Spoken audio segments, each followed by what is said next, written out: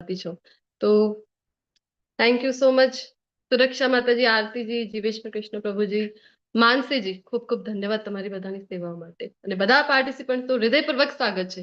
ભાવનાજી, બીનાજી, વેલુભા વાઘેલાજી, એમની સાથે જે માતાજી હોય છે કોકિલા માતાજી, એમનું પણ સ્વાગત છે. લલિત કુમાર પ્રભુજી, વિશાલ પ્રભુજી, હરિલીલાજી, જ્યોતિ વડગામાજી, હરે કૃષ્ણ, મૃગેશજી, રાજન પટેલજી, શરદ વ્યાસજી, યોગીની પટેલજી, આશા રાણાજી અને વિવો જેમનો નંબર છે એ પ્રભુજીનો પણ ખૂબ ખૂબ સ્વાગત છે. શ્રી શ્રી રાધા ગોવિંદ ટેમ્પલ ઇસ્કોન ખુલ્લાઈ મંગળૂરના વતીથી જે આપણે જ્ઞાન યજ્ઞની શરૂઆત કરી છે લેવલ 1 ના કોર્સમાં આપણે બધા મળી રહ્યા છે આજે અધ્યાય 12 ની ચર્ચા કરવા. તો સૌપ્રથમ મંગલાચરણ થી આપણે જે મંગલતા છે એને આવકારીએ. તો બધાને પ્રાર્થના છે કે શ્રી શ્રી રાધા ગોવિંદજીની ચરણમાં આપણે ખૂબ જ ભાવપૂર્વક પ્રાર્થનાઓ સાથે શરૂઆત કરીશું આજના સેશનની. ખૂબ જ મહત્વપૂર્ણ અધ્યાય છે આજનો. ભક્તિઓ એ આપણે સમજી શકાય અને આત્મસાત કરી શકાય, કારણ કે ભગવાન બતાવવાના છે આજના આ અધ્યાયમાં કે કેવા ભક્તો ભગવાનને ખૂબ જ પ્રિય છે. શરૂઆત કરીએ. બધાને વિનંતી છે મ્યુટ રહીને મારી સાથે મંગલાચરણની પ્રાર્થનામાં સહભાગી થાઓ. ઓમ અજ્ઞાનતિમિરાંધ્યસ્ય જ્ઞાનાંજનશલાકયા ચક્ષુરુન્મિલિतं येन तस्मै श्रीगुरुवे नमः. श्रीचैतन्यमनोभीष्टं स्थापितं येन भूतले स्वयं रूप कदामयं ददाति स्वपदान्तिकं. वन्देऽहं श्रीगुरो श्रीयुतपदकमलं श्रीगुरुन् वैष्णवांश्च श्रीरूपं साग्रजातं सगणरघुनाथान्वितं तं सजीवं साद्वैतं सावधूतं परिजनसहितं श्रीकृष्ण चैतन्य देव श्री राधा कृष्ण पादान् सगणललिता श्री विशाखान्वितांश्च. हे कृष्ण करुणा सिंधो दीनबंधो जगत्पते गोपेश गोपिका कांत राधा कांत नमस्तुते. तप्त कांचन गौरांगी श्री राधे वृंदावनेश्वरी विद्यानांस्तुते देवी प्रणमामि हरिप्रिये. वाञ्छाकल्पतरुभ्यश्च कृपा सिन्धुभ्य एव च पतितानां पावनेभ्यो वैष्णवेभ्यो नमो नमः. अनंत कोटि वैष्णव वृंद की जय. शिला प्रभुपाद की जय. ग्रंथ राज श्रीमद् भागवतम भगवत गीता की जय. चैतन्य चरितामृत की जय. सद्गुरुदेव की जय. जय श्री कृष्ण चैतन्य प्रभु नित्यानंद श्री अद्वैत गदाधर श्रीवासादि गौर वृंद. हरे कृष्णा कृष्णा कृष्णा हरे हरे हरे राम राम राम हरे हरे. हरे कृष्णा. वेलकम. हरे कृष्णा. हरे कृष्ण माताजी. જી हरे कृष्ण माताजी. दंडवत प्रणाम. હરે કૃષ્ણ. દંડવત પ્રણામ. આજના જે શ્લોક પઠન અને જેની સેવા આપી હતી અનુરાધ વાચનની, એમના નામ જણાવશો? હરે ભક્તિ કૃષ્ણ. માતાજી અને હરિલીલા માતાજી. ભક્તિ માતાજી અને હરિલીલા માતાજી, ખૂબ ખૂબ આભાર તમારો આ સેવા બદલ. શ્લોક પઠન આપણે વાત કરીએ છીએ વારંવાર. ભગવદ્ ગીતાના શ્લોકો છે એ કોઈ સામાન્ય નથી. ભગવાનના શ્રી મુખથી નીકળેલા શબ્દોનો ખૂબ જ મહિમા છે, ખૂબ જ મહત્વ છે. અને તમે એ સેવા આપી રહ્યા છો, નાની નાની સેવા પણ કૃષ્ણ છે એ યાદ રાખી છે. ખૂબ ખૂબ ધન્યવાદ. તો આજે ખૂબ જ અત્યંત પાવન એવો દિવસ છે. કયો દિવસ છે? બોલો. હરે કૃષ્ણ. આજના સેશનની શરૂઆત કરીએ એના પહેલા આજનો જે દિવસ છે એનો આપણે થોડો ગ્લોરિફિકેશન કરીશું. કયો દિવસ છે જલ્દી બોલો આજે? ધૂળેટી. ધૂળેટી. હરે કૃષ્ણ. હરે કૃષ્ણ. ધૂળેટી માતાજી. હા ગૌર પૂર્ણિમા ચૈતન્ય મહાપ્રભુજીનું. હા, ગૌડીય સંપ્રદાયમાં આપણે છીએ, તમે બધાએ ચોથા અધ્યાયમાં ભણી ગયા છો ને કે 4 ઓથેન્ટિક સંપ્રદાય, 4 યુનિવર્સિટીઝ જ્ઞાન લેવા માટે, કૃષ્ણ વિશેનું જ્ઞાન લેવા માટે કૃષ્ણ પદ્મ પુરાણમાં પોતે જણાવે છે કે 4 ઓથેન્ટિક સંપ્રદાય છે. એમાંથી આપણે વાત કરીએ છીએ. પહેલું જે સંપ્રદાય છે બ્રહ્મ મધ્વ ગૌડીય સંપ્રદાય. તો એ સંપ્રદાયમાંથી આપણું આજે ઇસ્કોન છે એ સંસ્થા આવે છે. તો ખૂબ જ મહત્વપૂર્ણ છે આજનો જે દિવસ છે ગૌડીય સંપ્રદાય માટે, આમ તો આખા જગત માટે, કારણ કે ચૈતન્ય મહાપ્રભુનો આવિર્ભાવ દિવસ છે.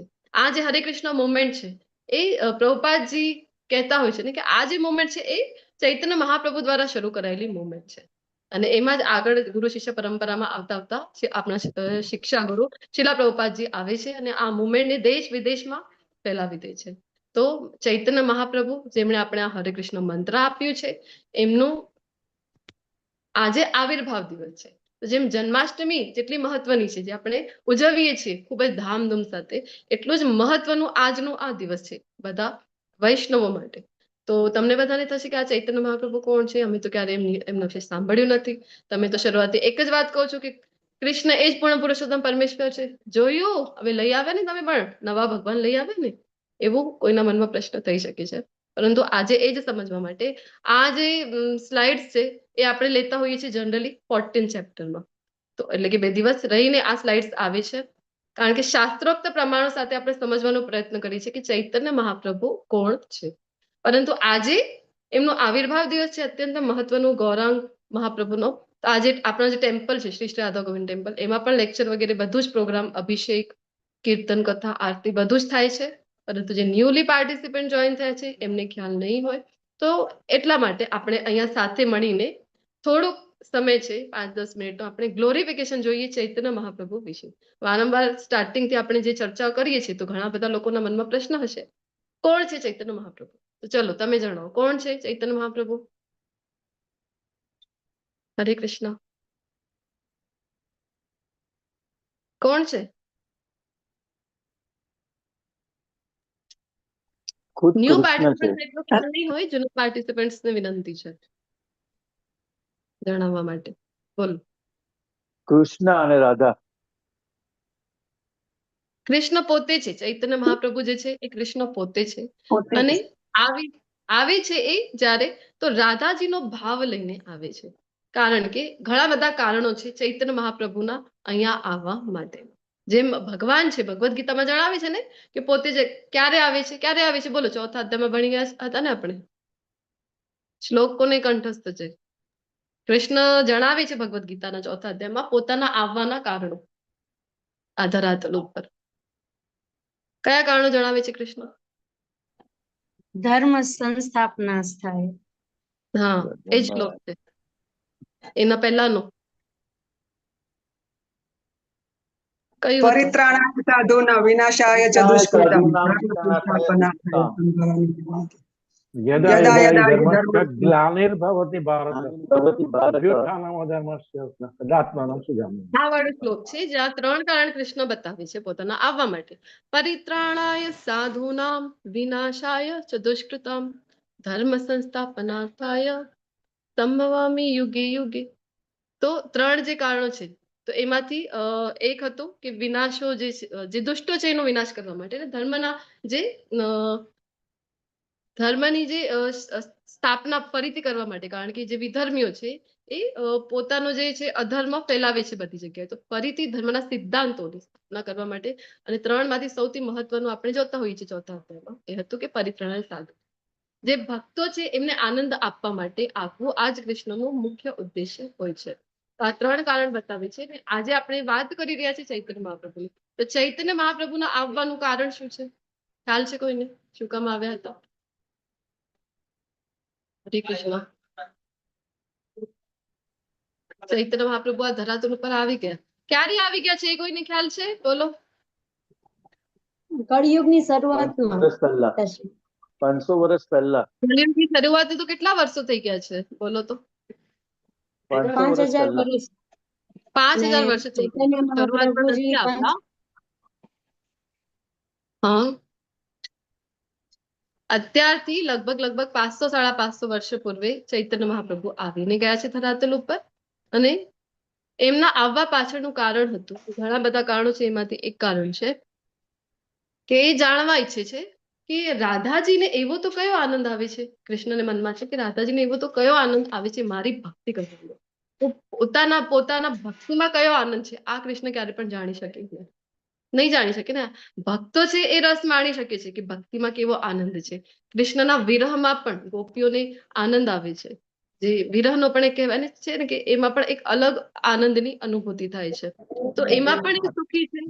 રાધા રાણી છે એ બાની ભક્તિમાં એટલા બધા કેમ આનંદિત છે? એવું તો કયું રસ છે મારી ભક્તિમાં કે આટલા બધા ઋષિ મુનિઓ છે, તપસ્વીઓ છે, ભક્તો છે, મારી આટલી બધી ભક્તિ કરે છે, તો મને પણ એ જાણવું છે. તો આ એક કારણ હતું ભગવાનનું. તો એના માટે કૃષ્ણ આવે છે પોતાની જ ભક્તિનો રસ ચાખવા માટે. તો રાધાજીનો ભાવ લઈને આવે છે. રાધા રાણી માતાના સ્થાન પર છે. તો માતા કેવી હોય છે? તમને બધાને ખ્યાલ છે કે માતા અત્યંત દયાળુ હોય છે, કૃપાળુ હોય છે. હવે ભગવાન જયારે આવ્યા ને ભગવદ્ ગીતામાં, તો ઘણા બધા ત્યાં આપણને આપી ગયા છે કે ભગવત ધામ આવવા માટે જ આ આખી ભગવદ્ ગીતા આપીને ગયા છે. તો વારંવાર ભગવાન જયારે કહે છે, તો જે ભગવાને બતાવ્યા છે એમની પાસે જવા માટેના માર્ગ છે, એ આપણા બધા માટે, આપણા બધા કલિયુગના જીવો છે, તો આપણને એ દુષ્કર લાગે છે. કૃષ્ણ કહે છે ને લાસ્ટમાં ભગવદ્ ગીતાના, સર્વ ધર્માન પરિત્યજ્ય મામ એકમ શરણમ વ્રજ. તો શરણાગતિ, ભગવદ્ ગીતાને આખી એક શબ્દમાં જો જણાવવું હોય કે શું છે, તો ભગવત શરણાગતિ ભગવદ્ ગીતાનો સાર છે. તો કૃષ્ણ કહે છે કે મારી શરણાગતિ તમે સ્વીકારો, પરંતુ એ આપણાથી થઈ નહીં. શરણાગતિ જેટલી સાંભળવામાં ઈઝી લાગી રહી છે, જેટલી આપણને લાગે છે કે સુખદ છે, એટલી જ આચરવામાં એ દુષ્કર છે. તો શરણાગતિ આપણાથી થઈ નહીં કૃષ્ણની. તો એ જોઈને રાધા રાણી જે છે, જે માતાના સ્થાને છે, એમને ખૂબ દુઃખ થાય છે કે અરે મારા બાળકો છે એ હેરાન થાય છે, એ ભગવદ્ધામ પાછા નથી આવી શકતા. તો એટલા માટે પણ એ કૃષ્ણને મોકલે છે. ચૈતન્ય મહાપ્રભુનું રૂપમાં, ગૌરાંગ મહાપ્રભુના રૂપમાં જયારે કૃષ્ણ આવે છે, ત્યારે અત્યંત દયાળુ છે. શું કામ? કારણ કે બીજા અવતારોમાં તો ભગવાન જયારે આવે છે ત્યારે દુષ્ટોનો પણ નાશ કરે છે, ધર્મની સ્થાપના કરે છે, બીજા ઘણા બધા કારણો છે. પરંતુ આ રૂપમાં જયારે આવ્યા છે, તો આ રૂપમાં ચૈતન્ય મહાપ્રભુના રૂપમાં અત્યંત કૃપાળુ છે. કારણ કે ભાવ છે એ રાધા રાણીનો લઈને આવે છે, બધાનો ઉદ્ધાર કરવો. તો જે જેટલો પતિત હોય એવું કરતા હતા કે જેટલો વધારે પતિત એને સૌથી પહેલા એનો ઉદ્ધાર કરતા હતા. મહાપ્રભુ એટલા બધા કૃપાળુ હતા. એટલા માટે જ કહેવાય છે કે આપણે બધા કેવા છીએ, તો કલયુગના પતિત જીવો છે, અને મહાપ્રભુ કેવા છે, એ પતિત પાવન છે. એટલે પરફેક્ટ કોમ્બિનેશન છે આ કલયુગ, પતિત પતિત પાવનનો. તો એટલા માટે ચૈતન્ય મહાપ્રભુ જે છે, એમની કૃપા વગર ખૂબ જ અઘરું છે કે કૃષ્ણ પ્રેમ, કૃષ્ણ ભક્તિ આપણને પ્રાપ્ત થાય.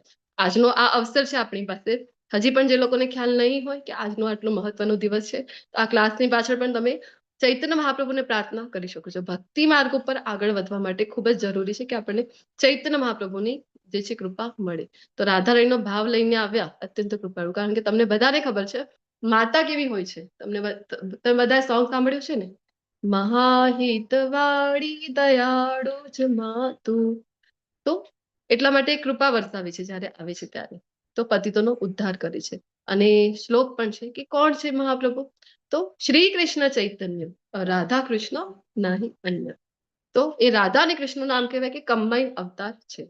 તો નવ ઋષિઓએ આગાહી કરી છે. આપણે હવે જોવા જઈ રહ્યા છીએ શાસ્ત્રોક્ત સંદર્ભ, કે જેના દ્વારા તમને એવું ન થાય કે આ ઇસ્કોનમાં કઈ નવીન દેવતા, નવીન ભગવાનને લઈ આવ્યા છે. કૃષ્ણ પોતે જ અવતાર પણ નથી. આ કૃષ્ણ જે ચૈતન્ય મહાપ્રભુ છે, કૃષ્ણ પોતે જ છે. તો જયારે પોતે આવ્યા છે, તો આપણે જોઈએ કે ક્યાં ક્યાં શાસ્ત્રોમાં જે કંઈ પણ ભગવાનના ઇન્કાર્નેશન થવાના છે, ભગવાન ક્યારે ક્યારે પોતે આવવાના છે, એના વિશે બધી માહિતી હોય છે. જેની શાસ્ત્રોમાં માહિતી નથી, એને આપણે ક્યારે પણ માન્યતા આપવી જોઈએ નહીં. તો ચલો આપણે જોઈએ ક્યાં ક્યાં રેફરન્સ મળે છે.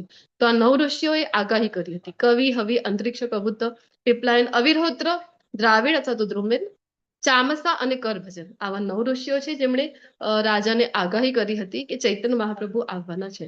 અને આ જે અવતાર છે ને ભગવાનનું, એ કેવું છે? તો પ્રચ્છન્ન અવતાર છે, તો ગુપ્ત અવતાર છે. એ બધા માટે નથી. કોના માટે છે? તો જે કોઈ પણ ભક્તિ કરશે ને એના માટે જ આ, એ જ સમજી શકશે આ જે કૃષ્ણ જે છે આ ચૈતન્ય મહાપ્રભુના રૂપમાં આવ્યા છે એનું. તો શ્રીમદ ભાગવતમ સ્કંદ 11મો અધ્યાય 5મો અને શ્લોક નંબર 32 શું કહે છે? કૃષ્ણ વર્ણમ ત્વિષા કૃષ્ણમ સાંગોપાંગાસ્ત્ર પાર્ષદમ યજ્ઞે સંકીર્તન પ્રાયેર યજંતી સુમેધસ. કીધું છે કે કલિયુગમાં બુદ્ધિશાળી મનુષ્યો, બુદ્ધિશાળી કોને કીધું છે? સુમેધસ. તો જે નિરંતર કૃષ્ણના નામનું ગાન કરતા, ભગવાનના અવતારનું સામૂહિક સંકીર્તન કરે છે, એને બુદ્ધિમાન કીધું છે શ્રીમદ ભાગવતમમાં.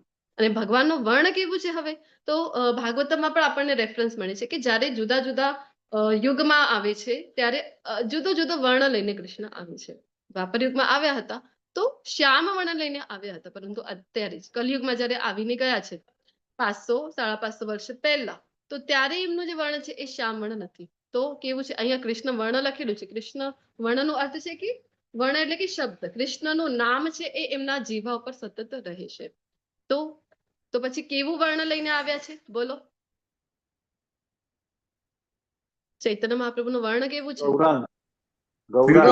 ગૌરાંગ તપ્ત કાંચન Golden ગૌરાંગી. type. આપણે કીધું ને રાધા રાણી માટે. તો રાધા રાણીનું જે અંગ કાંતિ છે તપ્ત કાંચન એટલે કે તાપેલા સુવર્ણના સમાન એવી જ કાંતિ, એવો જ ગ્લો સોનાના સમાન એ ચૈતન્ય મહાપ્રભુ લઈને આવ્યા હતા. એટલા માટે એમને ગૌરાંગ મહાપ્રભુ પણ કહેવામાં આવે છે. છતાં તેઓ સ્વયં કૃષ્ણ જ છે. તેમની સાથે તેમના સાથીઓ પાર્ષદો બધા આવે છે. તમને બધાને ખ્યાલ છે કે કોઈ પણ પ્રેસિડેન્ટ હોય, કોઈ મોટા મંત્રી હોય આપણા રાજ્યના, તો એ ક્યારે પણ એકલા આવતા નથી. એમની સાથે સાથે એમના બધા જ આપણે જોતા હોય કે આખો રસાલો આપતો હોય છે. તો હવે આ કૃષ્ણ પોતે જયારે આવે છે ત્યારે એ પણ એકલા આવતા નથી. આખો રસાલો એમની સાથે હોય છે.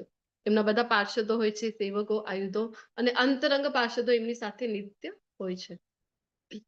તો કોણ છે ચૈતન્ય મહાપ્રભુ? આપણે જોયું ને કે રાધા અને કૃષ્ણનો એક કમ્બાઈન્ડ અવતાર છે. અને બીજું કહેવાય છે કે રાધા પૂર્ણ શક્તિ, કૃષ્ણ પૂર્ણ શક્તિમાન, દો વસ્તુ ભેદ નાહી શાસ્ત્રેર પ્રમાણ. શાસ્ત્રમાં પ્રમાણ છે કે રાધા અને કૃષ્ણ એ ભિન્ન નથી, એક જ છે. અને એક જ સ્વરૂપમાં જ્યારે શ્રી કૃષ્ણ ચૈતન્ય રૂપમાં આવે છે, બંનેનો કમ્બાઈન અવતાર લઈને. તો પ્રહલાદ મહારાજ શ્રીમદ ભાગવતમના 7મા જે સ્કંદ છે એમાં ઉપદેશ છે પ્રહલાદ મહારાજનો. તો એમાં કહે છે કે છન્ન કલો યદ ભવ સ્ત્રી યુગોથ સત્વમ, કે આ જે અવતાર થવાનો છે ભગવાનનો કલયુગમાં એ કેવું છે? તો પ્રચ્છન્ન છે, એટલે કે ગુપ્ત છે. તો બધા જાણી શકશે નહીં, હિડન નેચર. તો ગરુડ પુરાણમાં ભગવાન પોતે કહે છે, શું કહે છે કે નવદ્વીપ માયાપુરમાં જો કયા સ્થાન ઉપર આવવાના છે, એમની માતાનું નામ શું હશે, કયા નદીના કિનારે આવવાના છે, બધું જ શાસ્ત્રોમાં આપણને છે પ્રમાણ મળે છે. ગૌતમ બુદ્ધ અવતારમાં જ્યારે કૃષ્ણ આવવાના હતા, શાસ્ત્રોમાં પહેલેથી જ આગાહી થયેલી છે ભાગવતમમાં કે આવવાના છે. એમના આવવાનું પ્રયોજન શું હશે? અલગ અલગ અવતાર ભગવાન લેતા હોય છે, અલગ અલગ યુગ પ્રમાણે જે તે સમયની કન્ડિશન કેવી છે એ પ્રમાણે કૃષ્ણ છે એ અવતાર લઈને આવે છે. અલગ અલગ યોજના હોય છે એમના અવતારોની. તો અહીંયા કહે છે કે નવદ્વીપ માયાપુરમાં, તો ક્યાં આવ્યું છે? એ તો વેસ્ટ બેંગોલ, પશ્ચિમ બંગાળમાં આવ્યું છે. તમને બધાને ખ્યાલ હશે, ડે 1માં આપણે ભણીએ છીએ કે આપણો ઇસ્કોનનું સૌથી મોટો જે મથક છે વિશ્વભરનું, માત્ર આપણા દેશનું નહીં, આખા વિશ્વભરનું ઇસ્કોનનું જે મેઇન સેન્ટર છે એ આવેલું છે માયાપુરમાં. અને એ ક્યાં છે? ભારતના પશ્ચિમ બંગાળમાં. અને કહે છે કે હું માતાનું નામ શું કહી રહ્યા છે? સચી માતાના, સચી પુત્ર તરીકે જન્મ લઈશ. કળિયુગના પહેલા ચરણમાં મારા સંપૂર્ણ આધ્યાત્મિક સ્વરૂપમાં હું પ્રકટ થઈશ. તો પ્રથમ ચરણ, કલયુગના પ્રથમ ચરણ, એટલે કે જો અત્યારે આપણને એ થાય કે 5000 વર્ષ થઈ ગયા, પરંતુ કલયુગની ટોટલ અવધિ કેટલી છે બોલો? 4,32,000 વર્ષ. 4,32,000 વર્ષ. એમાંથી તો આપણે કહીએ કે માત્ર 5000 વર્ષ, એટલે કે આવું કહી શકાય કે આ તો દ્વાપરયુગની સંધ્યા માત્ર જ છે. કલયુગને તો માત્ર શરૂઆત જ છે. 5000 વર્ષ એટલે કાંઈ ન કહેવાય. તો શરૂઆતમાં પ્રથમ ચરણમાં આવ્યા છે. ને શું કામ આવ્યા છે? તો પોતાની ભક્તિ છે, શરણાગતિ આપણને કહી તો ગયા પરંતુ આપણાથી થઈ નહીં. તો પોતે અહીંયા આવીને ભક્ત બનીને આપણને શીખડાવવા માટે આવ્યા છે કે કૃષ્ણની ભક્તિ કરવી કેવી રીતે. કૃષ્ણ જ આવ્યા છે, પરંતુ ઘણા લોકોને થાય કે અલગ ભગવાન લઈ જ આવ્યા ને, પરંતુ જ્યારે આવ્યા છે ને ચૈતન્ય મહાપ્રભુ, ત્યારે શું આપી ગયા છે આપણને? કૃષ્ણ ભક્તિ ને કૃષ્ણ પ્રેમ જ આપી ગયા છે. એ પણ એ જ કહી ગયા છે કે હરે કૃષ્ણ મહામંત્રનો જપ કરો અને કૃષ્ણની ભક્તિ કેવી રીતે કરવી એ શીખવાડી ગયા છે. તો રાધા રમણજી મંદિર પાસે ખૂબ સુંદર સ્તુતિ ગવાય છે. જય જય મહાપ્રભુ જગત વંદન, જય સચિનંદન હરે, જય દ્વૈત આનંદ કંદ નિત્યાનંદ મન વાંછિત કરે. ચૈતન્ય મહાપ્રભુ આવ્યા છે, કોના માટે આવ્યા છે?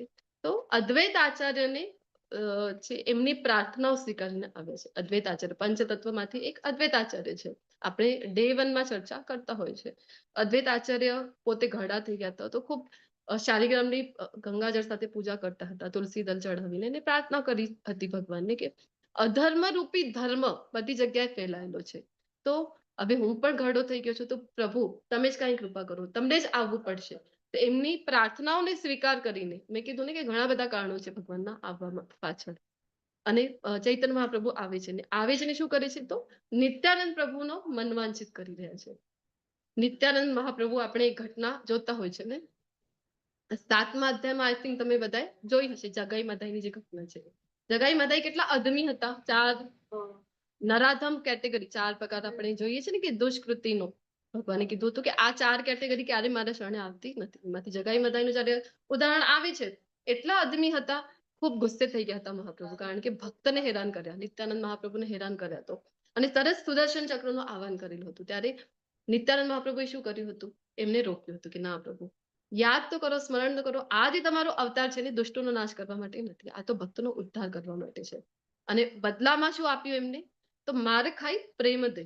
માર ખાઈને ક્ષમા નહીં, માર ખાઈને ઉલટાનું પ્રેમ આપી દે છે. કહે છે મહાપ્રભુને વિનંતી કરે છે, મહાપ્રભુ જેને પણ સ્પર્શ કરતા ચૈતન્ય મહાપ્રભુ એને કૃષ્ણ પ્રેમ આપી દેતા. કરણની જેમ એમની બોડીમાં તો એ વ્યક્તિ હોય કે પશુઓ હોય, એ હરિબોલ હરિબોલ કરતા થઈ જતા, કૃષ્ણ હરે કૃષ્ણનો મહામંત્ર જપ કરતા થઈ જતા. તો એમને વિનંતી કરી હતી કે તમે એમના ઉપર કૃપા કરો અને એમને તમે કૃષ્ણ પ્રેમ આપો. અને એમની વિનંતી સ્વીકાર કરીને, કારણ કે ભગવાન કેવા છે, એ ભક્તોના વચનોને ક્યારે પણ, ભક્તોની પ્રાર્થનાઓને ક્યારે પણ જવા દેતા નથી. એટલે ભક્તોની પ્રાર્થનાઓમાં ખૂબ જ બળ હોય છે. તો એક વખતની ઘટના આવે છે, ચૈતન્ય મહાપ્રભુના જીવનનો પ્રસંગ આવે છે કે ઝારખંડના જંગલોમાં, કારણ કે સંન્યાસી હતા ને, પહેલા તો ગ્રહસ્થ હતા, પછી સંન્યાસી થયા. તો જ્યારે સંન્યાસી હતા તો વિચરણ કરતા હતા, તો વિચરણ કરતા કરતા ઝારખંડના વનથી જ્યારે પસાર થયા, તો વિચાર કરો, એ ઝારખંડના વનના પશુઓ જે હતા, પશુ એટલે બધા જ પ્રકારના પશુઓ, હિંસક પશુઓ પણ, અને હિંસક પશુઓના જે ખોરાક છે એવા, એટલે કે ધારી લો કે સિંહ છે, વાઘ છે, તો આ બધાનો ખોરાક કયો હોય છે? તો હરણ છે અને સસલા છે. આ બધા જ પશુઓ હવે જોવા જઈએ તો એકબીજા સાથે મળીને ત્યાં જ્યારે મહાપ્રભુ કીર્તન કરતા કરતા વનમાંથી પસાર થઈ રહ્યા હતા, તો એમની પાછળ બધા જ કેટેગરીના પશુઓ એમની પાછળ પાછળ એ પણ હરે કૃષ્ણ મહામંત્રનું કીર્તન કરતા કરતા એ પોતે પણ ગાય છે અને પોતે નૃત્ય કરે છે. વિચાર કરો કે પશુઓ જે છે, વનના પશુઓ છે, એ પણ હરે કૃષ્ણ કૃષ્ણ કૃષ્ણ હરે હરે, હરે રામ રામ રામ રામ હરે. રામ હરે હરે. એ પોતે પણ કીર્તન કરતા કરતા જાય છે. વિચાર કરો કે હરિનામ કીર્તનમાં, હરિનામ સંકીર્તનમાં વનના પશુઓ પણ કીર્તન કરે છે, ઝૂમે છે, નાચે છે. અને આપણા જેવા લોકો, આપણને તો કહેવું પડે છે, હરે કૃષ્ણ, આપણને તો કહેવું પડે છે કે ચલો બંને હાથ ઉપાડો, કીર્તન ચાલી રહ્યું છે ભગવાનનો, તમે પણ જોઈન થાઓ, તમે પણ નર્તન કરો. આપણે તો કહેવું પડે, આપણે તો આમ બેસી જઈએ. શરૂઆતની વાત કરું છું, જ્યારે આપણે જેમ જેમ ડીપ ઉતરીએ છીએ આપણને પણ મહત્વ ખબર પડે છે. તો વિચાર કરો, જો પશુઓ નાચી રહ્યા છે હરે કૃષ્ણના મંત્ર ઉપર, એ પણ હરિબોલ હરિબોલ કરી રહ્યા છે, અને આપણે નથી કરતા, આપણે કઈ કેટેગરી કહેવાય છે? પશુઓ કરતા પણ આપણે ગયા ગુજરા કેટેગરી છે એ કહેવાય છે. તો આપણે પણ જરૂરથી હરે કૃષ્ણ મહામંત્રનું કીર્તન જ્યારે ચાલે છે ત્યારે એમાં સહભાગી થવું જોઈએ. એની મહિમા જ જુદી છે. આજે ચૈતન્ય મહાપ્રભુનો આવિર્ભાવ દિવસ છે, તો હરે કૃષ્ણ મહામંત્રનું ખૂબ મહત્વ છે. એમના દ્વારા અપાયેલું છે, એ સાધારણ મંત્ર નથી જે ભગવત પ્રાપ્તિ કરાવી દે એવું મંત્ર છે. તો જરૂરથી એમના ઉપદેશો ઉપર ચાલવાનો આપણે પ્રયત્ન કરવો જોઈએ, કારણ કે ખૂબ સરળ બનાવી દીધું છે. ત્યારથી મહાપ્રભુનો જન્મ થયો છે ત્યારથી 10,000 વર્ષ સુધીના પીરિયડને કહેવાય છે કે ગોલ્ડન કલી. આપણને થાય કે કલયુગ છે, કલયુગ છે, અમને તો બધા ભક્તો થતા દેખાઈ રહ્યા છે. વૃંદાવનમાં જોવો તો ખરા, પહેલા કોરોનાની પહેલા આટલી ભીડ નહોતી, હવે કોરોનાની પાછળ ત્યાંના જે લોકો છે પોતે પણ કહી રહ્યા છે કે બધા જ મંદિરો પર આપણે તો એમ થાય કે ભક્તિ ભાવ બધામાં જાગૃત થઈ રહ્યો છે. આ કેવી રીતે સંભવ છે? ઘણી વખત પ્રશ્ન થાય ને. આ જ છે કારણ કે ગોલ્ડન કલી આ પીરિયડને કહેવાય છે. તો અત્યારે આપણે જોઈ શકાય કે કથાઓ ચાલી રહી છે જોરશોરમાં, ન્યૂ જે જનરેશન છે એ પણ એટ્રેક્ટ થઈ રહી છે, કથાઓમાં આવવા લાગ્યા છે. નહીં તો આપણે જોતા હોય છે કે લોક ડાયરા ચાલે છે, એ લોક ડાયરા સુધી બી ઠીક છે કે એટલીસ્ટ તમે તમારા દેશના લોક સંગીત તો સાંભળો છો, પરંતુ ન્યૂ પેઢી તો શું સાંભળે છે આપણને તો કંઈ ખબર પડતી નથી. માથાના ઉપરથી જાય છે. કેવા કેવા જે રોક સ્ટાર્સ છે ફોરેનના, એમને સાંભળતા હોય છે, વિદેશી ગીતો સાંભળતા હોય છે. તો આવું બધું જોઈ રહ્યા છે મોબાઈલમાં, તો જે નહીં તે બધા જ પ્રકારની ગંદકી જોવા મળે છે. આ બધું જોતા હોય છે. તો આવી નવી જનરેશન આપણે જોઈએ કથામાં જઈ રહ્યા છે, મંદિરોમાં જઈ રહ્યા છે, તો આશ્ચર્ય થાય ને, કારણ કે ગોલ્ડન પીરિયડ ચાલી રહ્યું છે. આ ગોલ્ડન કલી કહેવામાં આવે છે.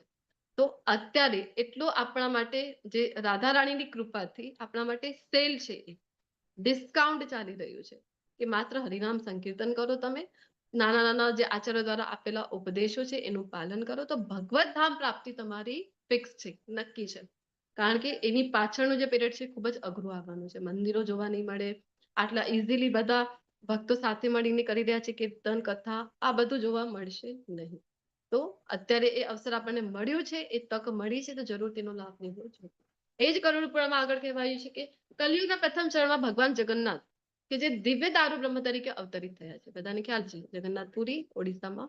તેની નજીક જ પૂર્ણ પુરુષોત્તમ પરમેશ્વર સ્વર્ણ કાંતિ ધરાવતા સ્વરૂપે પ્રકટ થશે. પ્રથમ તે લક્ષ્મીપતિ બનશે અને પછી તે સંન્યાસી. એમની બે પત્નીઓ હતી, એક લક્ષ્મી પ્રિયા અને એક વિષ્ણુ પ્રિયા. તો અને પછી એમણે સંન્યાસ ગ્રહણ કર્યું હતું. લગભગ 25 વર્ષની અંદર જ એમણે સંન્યાસ ગ્રહણ કરી લીધું હતું. તો પૂર્ણ પુરુષોત્તમ પરમેશ્વર કે જે સતયુગમાં દૈત્યના ત્રાસરૂપી ભયંકર વ્યાધિને નાથવા માટે અડધું શરીર મનુષ્ય સતયુગમાં જ્યારે પ્રકટ થયા તો નરસિંહા રૂપમાં એ પ્રકટ થયા હતા. નરસિંહ પુરાણનું અહીંયા રેફરન્સ આપેલું છે. અને પછી દ્વાપર યુગ આવ્યો તો ત્રેતા યુગમાં રામ તરીકે આવ્યા અને રાવણનું સંહાર કર્યો. અને દ્વાપર યુગમાં બધા જે ગોપીઓ હતા એમને પ્રસન્ન કર્યા અને ભગવાન કૃષ્ણનું સ્વરૂપમાં આવ્યા હતા. અને એ જ કૃષ્ણ ફરીથી આવે છે કલયુગમાં ચૈતન્ય મહાપ્રભુના રૂપમાં. અને સ્વરૂપ કેવું છે તો સ્વર્ણકાંતિ સમાન. અને શું કરવાના છે તો ભક્ત બનવાના છે, ઉચ્ચ કોટીના ભક્ત બનવાના છે. પવિત્ર નામનો જપ કરે છે અને તેમનું નામ જપ કરે છે ને સદૈવ આનંદિત રહે છે. તો ભગવાનના નામમાં જ ભગવાનનું નામ, ધામ, ગુણ, રૂપ અને લીલા એ બધા જ અભિન્ન છે. એમાં ક્યારે પણ ભેદ જાણવું જોઈએ નહીં. આપણે હરે કૃષ્ણ મહામંત્ર કહી રહ્યા છે ને એનો અર્થ સાક્ષાત એ કૃષ્ણ જ છે. તો કૃષ્ણ કેવા છે? કૃષ્ણનો અર્થ જ છે કે સર્વ આકર્ષક, બધાને જે આકર્ષી લે છે. તો કૃષ્ણનું નામ પણ એટલું જ આકર્ષક છે. તો એ તો અત્યારે શરૂઆત હોય, આપણને એ એટલું મહિમા એનું ખબર ના હોય, ઇઝીલી મળેલી વસ્તુની ક્યારે પણ આપણને કદર થતી નથી. આપણને એવું ક્યારે થાય આ નામ જપ કરવાથી શું થશે? નામ જપ કરવાથી ભગવત પ્રાપ્તિ. તો મહાપ્રભુ તો પોતે કૃષ્ણ પોતે આવીને કહી ગયા છે, પરંતુ ઘણા બધા જગ્યા આપણને રેફરન્સ મળે છે. ગોસ્વામી તુલસીદાસજી પોતે કહી ગયા છે કે નહીં, કલિયુગ કેવલ નામ આધારા, સુમિર સુમિર નર ઉતરે પારા. નામનું એટલું મહત્વ છે. એટલા માટે તમે જોતા હશો કે જે કોઈ પણ મહાન ભક્તો છે એ બધા જ જાણે છે, કારણ કે નામ અને નામીમાં અહીંયા કોઈ ભેદ નથી. એ જાણે છે, એટલા માટે નામ જપનું ખૂબ મહત્વ છે. કલયુગનો યુગ ધર્મ છે. 10મા અધ્યાયમાં ભણી ગયા છીએ આપણે. યજ્ઞાનામ, બોલો ખાલી જગ્યા પૂરો. યજ્ઞાનામ જપયજ્ઞોતિ. બોલ, ચલો બધા છો મારી સાથે સાથે ક્લાસમાં. મને થયું હું એકલી જ છું. તો ભગવાનના પવિત્ર નામ કરવામાં એમને આનંદ થાય છે. તો આપણને પણ આનંદ થશે જ્યારે આપણે પણ જપ કરીશું. એટલા માટે પ્રભુપાદજી પણ શું કહે છે? ચેન્ટ એન્ડ બી, ખાલી જગ્યા પૂરો. ચેન્ટ એન્ડ બી હેપી. હા, મેં પૂછ્યું કે શ્રીલા પ્રભુપાદજી પણ શું કહે છે ચેન્ટિંગ વિશે, કે ચેન્ટ એન્ડ બી હેપી એવું કહે છે ને. તો અને તેમનું નામ હશે ચૈતન્ય, એ આપેલું છે. પછી પદ્મ પુરાણનો રેફરન્સ છે. ઘણા બધા લોકોને થાય ને આ પુરાણમાં અમે નહીં માનીએ, બીજા પુરાણમાં નહીં, તો ઘણા બધા પુરાણોના અહીંયા રેફરન્સ આપેલા છે. કે ભગવાન કહી રહ્યા છે કલે પ્રથમ સંધ્યાયમ ગૌરંગોથમ મહિતલે ભાગીરથી તટે રમયે ભવિષ્યામી સચી સુત. કે જ્યારે ભગવાન કૃષ્ણ અવતારમાં આવ્યા હતા ત્યારે એમની બધી લીલાઓ હતી કયા નદીના કિનારે હતી? યમને મહારાણી. યમુના મહારાણીના કિનારે હતી. ભાગીરથી નદીના કિનારે. ભાગીરથી નદીના કિનારે. મેં પૂછ્યું કે કૃષ્ણ અવતારમાં જ્યારે આવ્યા હતા ત્યારે કઈ નદીના કિનારે હતી? સોરી. યમને મહારાણી. યમને મહારાણી. ચલો ખબર પડે મને, બધા મારી સાથે છો કે નહીં? યમુના નદી. આપણે હમણાં તો જઈ આવ્યા માતાજી ત્યાં. હા, અને પછી ગંગા નદીને એવું થયું કે એમને તો લાવો છે એ મળી ગયો. હવે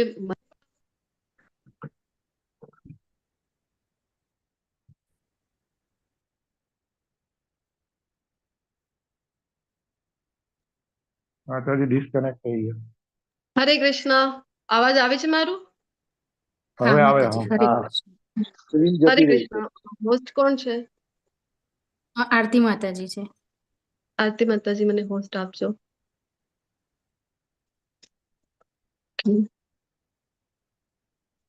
જય જય મહાપ્રભુ જગત વંદન, જય સચિનંદન હરે,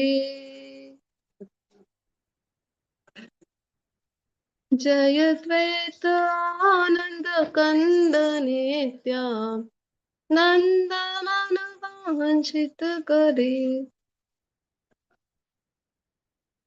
તો ગંગા નદીને થયું કે મને પણ એવું લાવો મળવું જોઈએ, તો ભગવાન એ આ વખતે જયારે આવે છે ત્યારે બધી લીલાઓ ગંગા નદીના કિનારે છે અને સુંદર પ્રદેશ ઉપર પ્રકટ થાય છે સાચી માતા. એમના માતાનું નામ છે, અહીંયા પણ બધું નામ જોકે આપેલું છે. ઘણા લોકોને થાય કે આમ પુરાણોમાં અમે માનતા નથી, અમે તો વેદોમાં માનીએ. તો અહીંયા અથર્વ વેદનું પણ ઉદાહરણ આપેલું છે, જ્યાં કીધેલું છે કે કલયુગમાં 4,000 વર્ષ વીતી ગયા, 4,000 વર્ષ વીતી ગયા પછી અને 5,000 વર્ષ પહેલા હું પૃથ્વી પર અવતરી થઈશ. જેમાં આપણે વાત કરીએ અત્યારથી 500 વર્ષ પહેલા.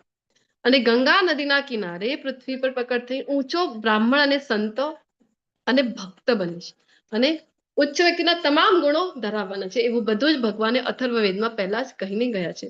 ત્યાગ એટલે કે સંન્યાસનું પ્રદર્શન કરીશ અને મારામાં તમામ શુભ સંકેતો હશે, હું ભક્ત બનીશ અને ભક્તિ યોગનો અભ્યાસ કરીશ. કહી તો ગયા હતા કૃષ્ણ અવતારમાં, આપણાથી થયું નહીં, તો અહીંયા આવીને પોતે શીખવાડીને ગયા છે કે કેવી રીતે ભક્તિ કરવી જોઈએ.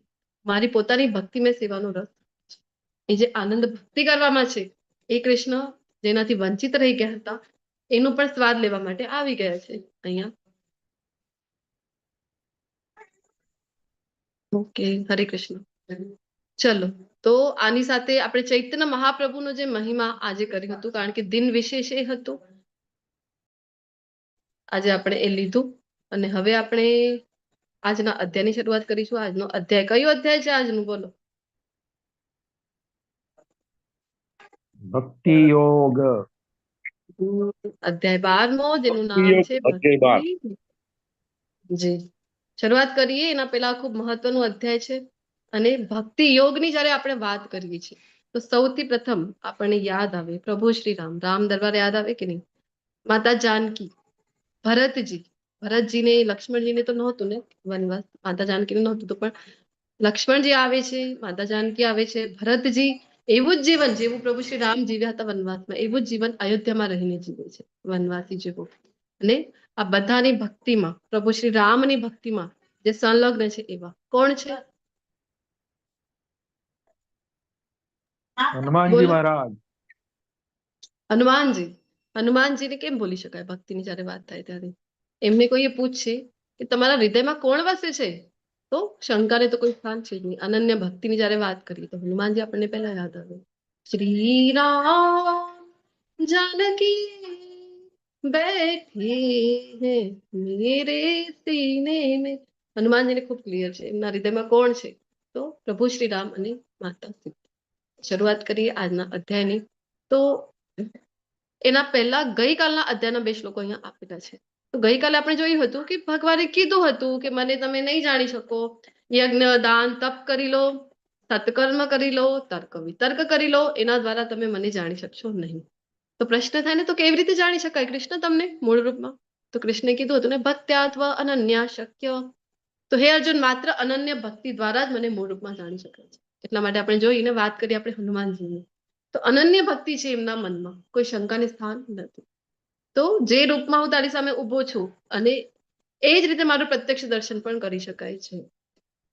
અને આવી જ રીતે કૃષ્ણે કહ્યું હતું કે મારા વિશેના રહસ્યોને તું પ્રાપ્ત કરી શકીશ. અને પછી કીધું હતું કે સકામ કર્મ તથા માનસિક તર્ક વિતર્કના સંસર્ગ દોષથી રહિત થઈને શુદ્ધ ભક્તિમાં જે પરાયણ રહે છે. કૃષ્ણ માટે જ કર્મ અને જીવન છે એ જીવનમાં પરમ ધ્યેય કૃષ્ણને માને છે અને બધા જીવ માત્ર પ્રતિ દયા. આપણે જોયું આપણી પાસે આ જ્ઞાન છે કૃષ્ણ ભાવનામૃત, તો એ જો આપણે બીજા સાથે શેર કરીએ તો એ થઈ ગયું જીવ માત્ર પર દયા. તો કૃષ્ણ અશ્યોરન્સ આપે છે કે નક્કી મને પ્રાપ્ત કરી શકે છે, વારંવાર અશ્યોરન્સ આપી રહ્યા છે. 8મા અધ્યાયમાં પણ કીધું હતું કે અનન્ય ભક્તિ જે કરે છે એના માટે હું તસ્માત અહમ સુલભ પાથ કહે છે ને. તો અને 7મા અધ્યાયમાં પણ કીધું હતું કે તેશામ અહમ સમુદ્રતા મૃત્યુ સંસારે સાગર. આવા ભક્તોને લેવા માટે તો હું પોતે આવું છું અર્જુન. તો અર્જુનજીના પ્રશ્નની શરૂઆત છે આજના અધ્યાયની. ખૂબ મહત્વનો જે પ્રશ્ન છે કે જેઓ સતત આપની ભક્તિમાં સેવામાં લાગેલા છે અને જેઓ અવ્યક્ત નિર્વિશેષ બ્રહ્મની ઉપાસના કરે છે, આ બેમાંથી વધારે પૂર્ણ એટલે કે સત્ય કોણ છે? એટલે કે સાકારવાદી, નિરાકારવાદી. સાકારવાદી એટલે જે કૃષ્ણને સ્વરૂપમાં માને છે, અને જે નિરાકારવાદી છે એ કહે છે કે ના, ભગવાન એટલે બીજું કાંઈ નથી, પ્રકાશ માત્ર છે. પ્રકાશ પુંજની ઉપાસના કરે છે. આપણે જોતા હોય છે ને ઘણી જગ્યાએ એક મોટા હોલમાં પ્રકાશ આવતું હોય અને ત્યાં બધા બેસીને ઉપાસના કરે. કોની ઉપાસના? પ્રકાશની ઉપાસના કરે છે કે બ્રહ્મ. 3 જે તબક્કા જોઈએ છે એમાંથી બ્રહ્મ. શું કામ આ પ્રશ્ન પૂછી રહ્યા છે? કારણ કે અત્યંત મહત્વનો પ્રશ્ન છે. ઘણા સમયથી યુગોથી આ જ પ્રશ્ન ઉપર વાદ વિવાદ ચાલ્યા કરે છે ભક્તોની વચ્ચે. અમુક વર્ગ છે એ સાકારમાં માને છે, અમુક નિરાકારમાં માને છે. તો અમુક વર્ગ જે છે જે કૃષ્ણને સાકાર રૂપમાં નથી માનતા, નિરાકાર રૂપમાં માને છે. કારણ કે જો સાકાર રૂપમાં માનીએ તો કૃષ્ણની બધી જ સેવાઓ કરવી પડે. કૃષ્ણને આપણે સાક્ષાત વિગ્રહ રૂપમાં, અર્ચા વિગ્રહ રૂપમાં જો માની રહ્યા છે તો બધી સેવાઓ કરવી પડે. કૃષ્ણને રોજ સવારે ઉઠાડવું પડે, એની મંગલા આરતી કરવી પડે, રાત્રે વહેલા સુવાડી દેવું પડે છે, સમય સમય ઉપર ભોજન આપવું પડે છે કૃષ્ણને, તરસ લાગે પાણી આપવું પડે છે. આ બધી ભક્તિમય સેવાઓ છે એ કરવી પડે છે. કૃષ્ણનો શૃંગાર કરવું પડે, આ બધું કરવું પડે. હવે નિરાકારમાં માનીએ તો ઉપાધિ જ નહીં. બસ અમે તો પ્રકાશમાં માની રહ્યા છીએ. થોડોક સમય અમે આમ બેસીને ઓમ આમ ધ્યાન કરી લઈએ, બસ થઈ ગઈ અમારી ઉપાસના. તો આવો પણ એક વર્ગ છે. તો અર્જુનજી હવે કોઈ પણ શંકાને સ્થાન બાકી રહેવા દેવા ઈચ્છતા નથી. એટલા માટે આપણા બધા માટે પ્રશ્ન પૂછે છે કે આપણા મનમાં પણ, કારણ કે કોઈની પણ સાથે આપણે જઈએ, સમક્ષ જઈએ તો એ લોકો આપણી સાથે બહેસ કરતા હોય છે ને, કોઈને કોઈ વાતને લઈને ભગવાન ઉપર. એ પોતે એ વ્યક્તિ શાસ્ત્રો વાંચેલા ક્યારે હોતા નથી, પરંતુ આપણી સાથે ખૂબ એ બહેસ કરે. સામેવાળાનું દિમાગ કેવી રીતે ખરાબ કરવું એ એમને સારી રીતે આવે છે. એટલા માટે પ્રભુપાદજીની ઈચ્છા છે કે દરરોજ આપણે શાસ્ત્રનું વાંચન શ્રવણ કરવું જોઈએ, જેના લીધે બીજા આવા જે વ્યક્તિ છે જે પોતે શાસ્ત્ર વાંચતા નથી, પોતે ભક્તિમય સેવાઓ કરતા નથી, આવા લોકોના ઇન્ફ્લુઅન્સમાં આવીને આપણે આપણી ભક્તિ છે એ અટકાવીએ નહીં. આપણને ક્લિયર હોવું જોઈએ કે ના, આ જે હું કરું છું એના પાછળનું કારણ શું છે. આચાર્યો જયારે આ મને આપ્યા છે, માર્ગદર્શન આપ્યા છે, જે કંઈ પણ રૂલ્સ રેગ્યુલેશન આપ્યા છે, એની પાછળ કારણ કયા છે, શાસ્ત્રોક્ત સંદર્ભ કયા છે, તો હું મારી ભક્તિમાં લોંગ ટર્મ સુધી આગળ વધી શકીશ. નહીં તો કોઈ પણ આવીને કાંઈ પણ કહી જશે, દિમાગ ખરાબ થઈ જશે ને આપણે એ કરવાનું છોડી દઈશું. તો અર્જુનજી આપણા બધા માટે આપણને ક્લિયર થાય એટલા માટે પ્રશ્નો પૂછી રહ્યા છે. તો બીજા અધ્યાયમાં ભણી ગયા હતા આત્મ સાક્ષાત્કારના 3 તબક્કા. કયા કયા? તો બ્રહ્મ, પરમાત્મા અને ભગવાન. આપણે જોયું બ્રહ્મ એટલે કે એ પણ સત્ય છે, કારણ કે ભગવાનના દિવ્ય અંગનું તેજ છે. પરમાત્મા બીજો જે સ્ટેજ આવે છે, બધાના હૃદયમાં જે પરમાત્મા સ્વરૂપે છે, અને મૂળ રૂપમાં જે વાત કરી ગઈકાલના અધ્યાયથી, મૂળ રૂપમાં દ્વિભુજ, શ્યામ સુંદર, મુરલી મનોહર, ત્રિભંગ લલિત સ્વરૂપ જે છે એ ભગવાનનું મૂળ રૂપ છે. એ જયારે જાણી જઈએ તો કહેવાય કે આપણું જે જ્ઞાન છે એ પૂર્ણ જ્ઞાન છે, અને પછી આપણે પોતાને ભક્તિમાં સંલગ્ન કરી શકાય. તો એવી જ રીતે ભક્ત અને અભક્ત વચ્ચે જેવી રીતે ચર્ચા થાય છે એને સમજવા અહીંયા એક નાનકડું ઉદાહરણ આપેલું છે. આપણે ફટાફટ લેવાનો પ્રયત્ન કરીએ, કારણ કે આજનું અધ્યાય લેવાનું છે કે માતાની ગર્ભમાં 2 બાળકો છે, એ વચ્ચે ચર્ચા કરી રહ્યા છે. પહેલો બાળક કહે છે કે હું વાત જોઈ શકતો નથી, કારણ કે મને માતાને મળવું છે. તો એ ભક્ત છે, એ કહે છે કે મને કૃષ્ણને મળવું છે.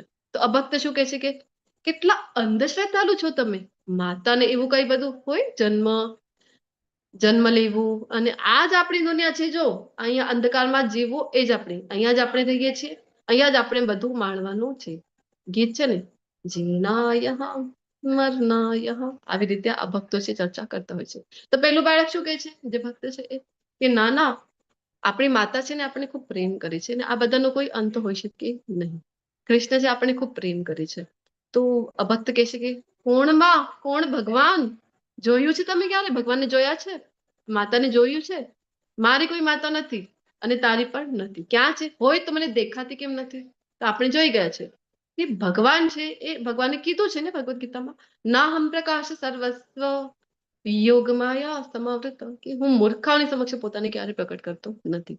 ને આવા લોકો આવીને ચેલેન્જ કરે છે કે ભગવાન હોય તો મને દેખાવા જોઈએ, મને દેખાય તો હું માનું, જે વસ્તુ દેખાતી નથી એમાં હું માનું નહીં. કેમ ભાઈ, કોરોનાનો વાયરસ દેખાયું હતું તો પણ માન્યું ને? તો આપણી જે ઇન્દ્રિયો છે એ અપૂર્ણ છે, આપણે અતિ સૂક્ષ્મ વસ્તુને જોઈ શકતા નથી. તો ભગવાનને આપણે કેવી રીતે જાણી શકાય? એ કૃષ્ણની ઈચ્છા હોય તો એ પ્રકટ થાય. થયા છે ઘણા ભક્તોની સમક્ષ પ્રકટ, ઘણા ઉદાહરણો. આમ નહીં કે દ્વાપર યુગ, ત્રેતા યુગ એના જ હોય, કલયુગના જ કેટલા બધા ઉદાહરણો છે કે નહીં? નરસિંહ મહેતાની કેટલી વખત આવ્યા છે કે નહીં દર્શન આપવા માટે?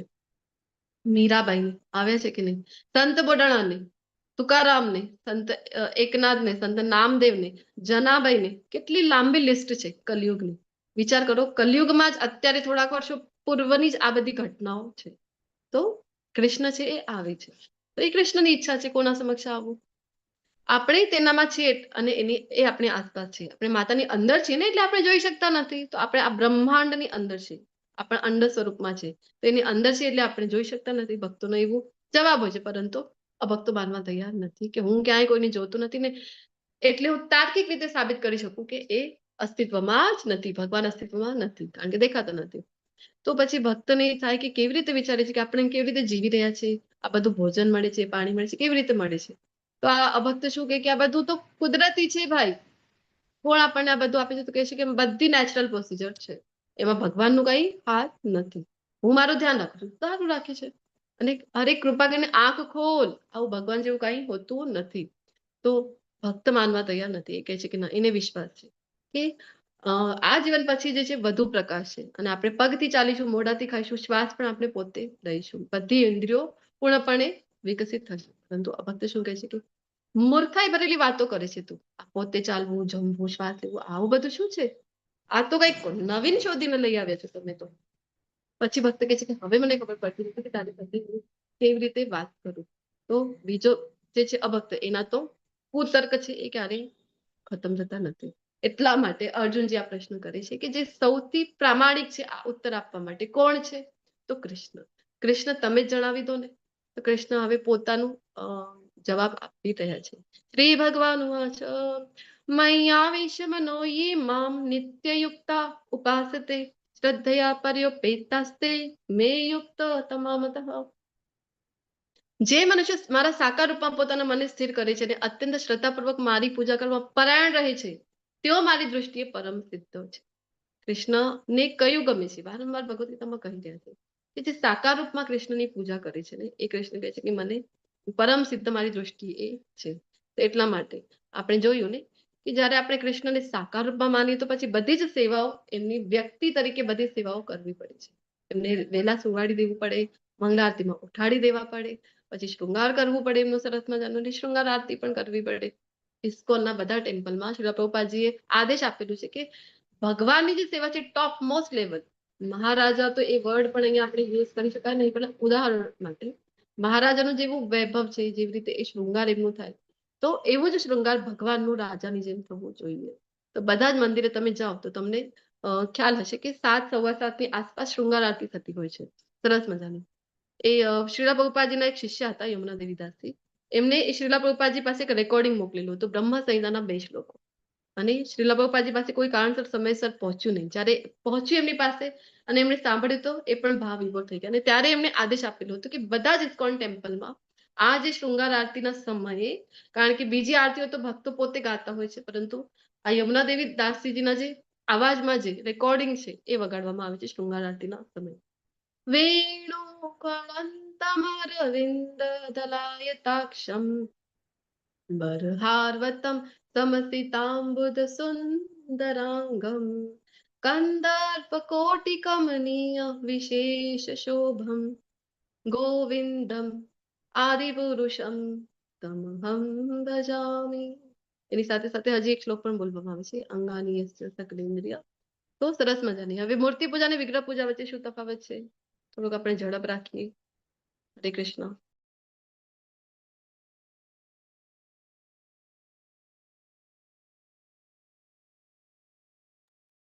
વિગ્રહ પૂજા પ્રાણ પ્રતિષ્ઠા કરેલી હોય છે અને મૂર્તિ એટલે આ પૂતળા હોય છે બધા. પૂતળા આ સ્ટેચ્યુ એને મૂર્તિ કહેવાય. જ્યારે વિગ્રહ એ પ્રાણ પ્રતિષ્ઠા કરેલી હોય છે ત્યાં. એ ભગવાનની મૂર્તિ છે, જે જી, ભગવાનની ખૂબ પૂજા થાય છે.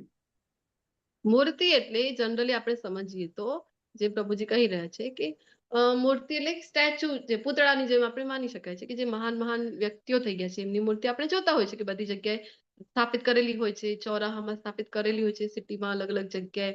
જેમ અત્યારે જ શિવાજી મહારાજનો જે જયંતિ છે એ ગઈ છે મહારાષ્ટ્રમાં. તો બધી જગ્યાએ જ્યાં જ્યાં એમની મૂર્તિઓ છે તો એમને હાર પહેરાવવામાં આવડે છે, એમની સેવા કરવામાં એ દિવસે એમની જે રેલી એમના નામની નીકળતી હોય છે, જય જયકારના નારા લગાવવામાં આવે છે. આવી રીતે મૂર્તિ પૂજા થાય છે વ્યક્તિ વિશેષની.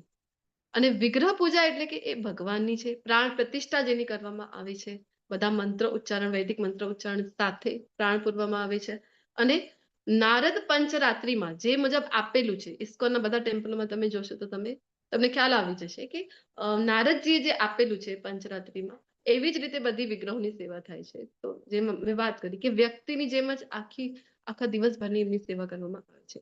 તો વિગ્રહ એટલે સાક્ષાત ભગવાન છે, એને આપણે મૂર્તિ કહેતા નથી, કારણ કે સાક્ષાત બ્રહ્માજી પોતે કહે છે ને, ઈશ્વર પરમ કૃષ્ણ સચ્ચિદાનંદ વિગ્રહ.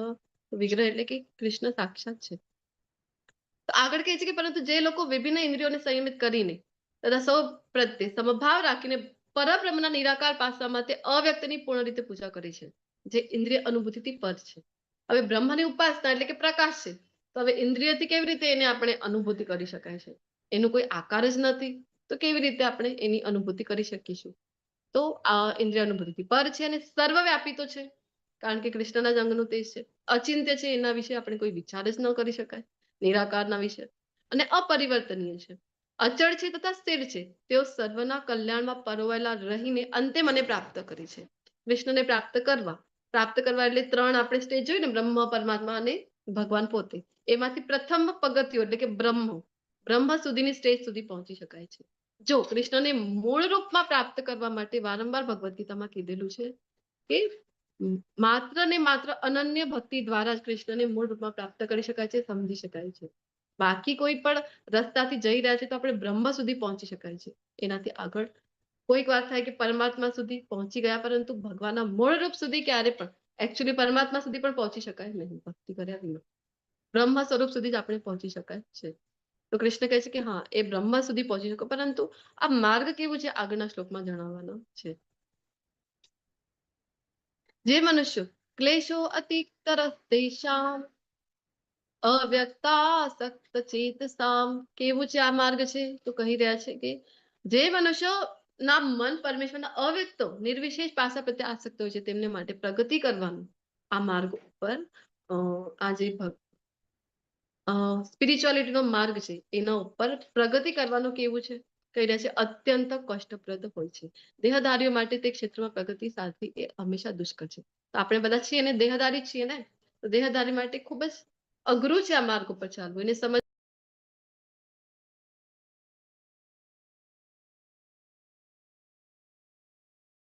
હરે કૃષ્ણ.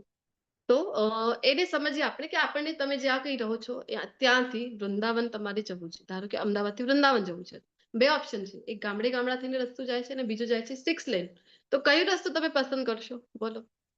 ગામડા જાઓ, ત્યાં ખાડા ખુબડા છે, રસ્તામાં તમારી ગાડીને કંઈ થઈ ગયું તો કોઈ સર્વિસિંગ સેન્ટર નથી, ભૂખ લાગી તો કંઈ સિક્સ લેન ઇઝીલી જવાય. Time lane. ટેકિંગ છે.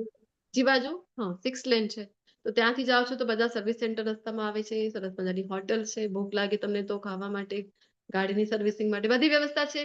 એક સ્પીડ જે છે ડિસાઇડેડ, એ સ્પીડ ઉપર તમે જઈ શકો છો, ફાસ્ટ પહોંચી શકો, અને રસ્તા પણ સુલભ છે. તો આપણે તો આજકાલ જે જમાનામાં છીએ ત્યાં તો આપણે શોર્ટકટ આપણને બધાને જોઈતું હોય છે, આપણે તો 6 લેન જ પસંદ કરીએ. તો સેમ વે કૃષ્ણ કહે છે કે હું તમને આપું છું ને, 9મા અધ્યાયમાં તો કીધું છે આ જે માર્ગ છે ભક્તિ માર્ગ કેવું છે, સુસુખમ, એક આચરવામાં સુખદ છે. તો આપી તો દીધું છે, તો પણ ઘણા લોકોના મનમાં જો પ્રશ્ન રહી જાય તો એટલા માટે કૃષ્ણ કહે છે કે આ રસ્તો ખૂબ ક્લેશ વાળું છે. કૃષ્ણ ઈચ્છતા નથી કે એમના બાળકો હેરાન થાય, પરંતુ જે મનુષ્ય પોતાના સર્વ કર્મ મારામાં અર્પિત કરીને તથા અવિચળ ભાવે ભક્તિ કરતા રહી, મારી સેવામાં લાગેલા રહી અને પોતાના મનને મારામાં સ્થિર કરી નિરંતર મારું ધ્યાન કરે છે, તેમના માટે હે પાર્થ તેષામ અહમ સમુદ્રતા મૃત્યુ સંસાર સાગર. કે હું જન્મ મરણ રૂપી સાગરમાંથી તત્કાળ ઉદ્ધાર કરનારો થાઉં છું. એવું નહીં, કૃષ્ણ કહે છે કે તમે આટલી બધી ભક્તિ કરી રહ્યા છો તો મોકલી દઈશું કોઈને. ઘણા બધા પાર્ષદો છે ને મારા, કોઈકને હું મોકલી દઈશ તમારા માટે. આજકાલ આપણે જોતા હોય છે સો કોલ્ડ જે કોઈક લેવલ ઉપર, એક લેવલ ઉપર પહોંચી જાય તો લોકોમાં આવું અભિમાન આવી જાય છે ને કે પછી બધાને એ થોડુંક નીચે સમજવા લાગી જાય. તો એમની પાસે કોઈની મદદની આશા હોય તો શું કહે છે, હા કોઈકને મોકલી દઈશ તમારા માટે. પરંતુ આ તો કૃષ્ણ છે. કૃષ્ણ કેવા છે? એ તો ભક્ત વત્સલ છે, એ તો અત્યંત કૃપાળુ છે. એ શું કહે છે, હું કોઈને બીજા કોઈને નહીં મોકલું, અતેષામ અહમ સમુદ્રતા, હું પોતે આવું છું મારા આવા ભક્તોનો ઉદ્ધાર કરવા માટે. એટલા માટે આપણે હરે કૃષ્ણ મંત્ર બંને હાથ ઊંચા કરીને, કારણ કે આ શરણાગતિનો પ્રણામ છે.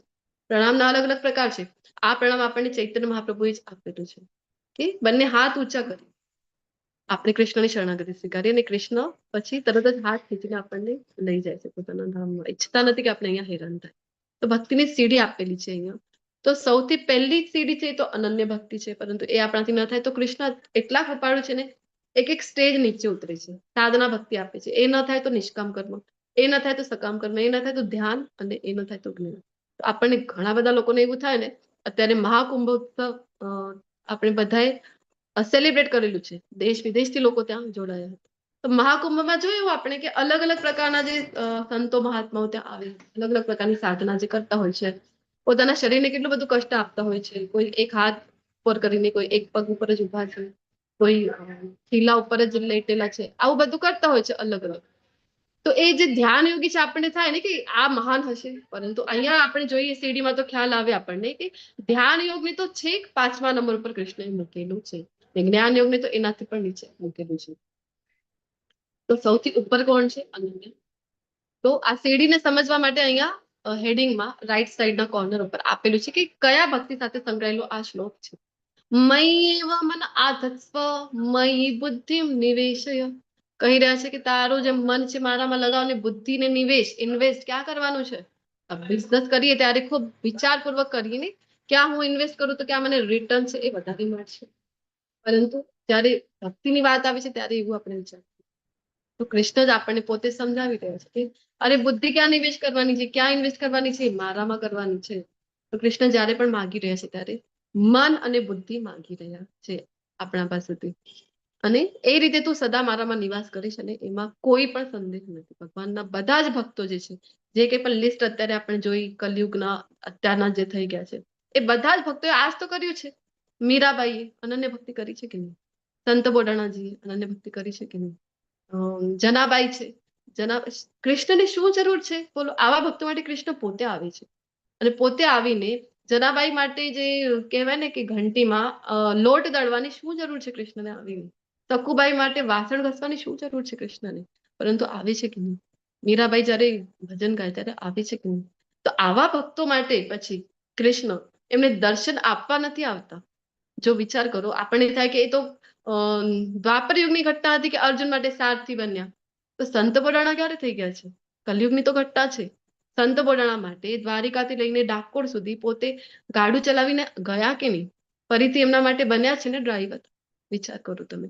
તો આવા ભક્તોને દર્શન આપવા નહીં, પરંતુ આવા ભક્તોના તો દર્શન કરવા કૃષ્ણ પોતે આવે છે, જે અનન્ય ભક્તિમાં રહે છે. પરંતુ આપણે કહીએ હે કૃષ્ણ, બુદ્ધિ તો મારી તમારામાં લાગે નહીં. બુદ્ધિ લગાવવા માટે ઘણી બધી એક્ટિવિટી છે મારી પાસે, ઘણી બધી પ્રવૃત્તિઓ છે.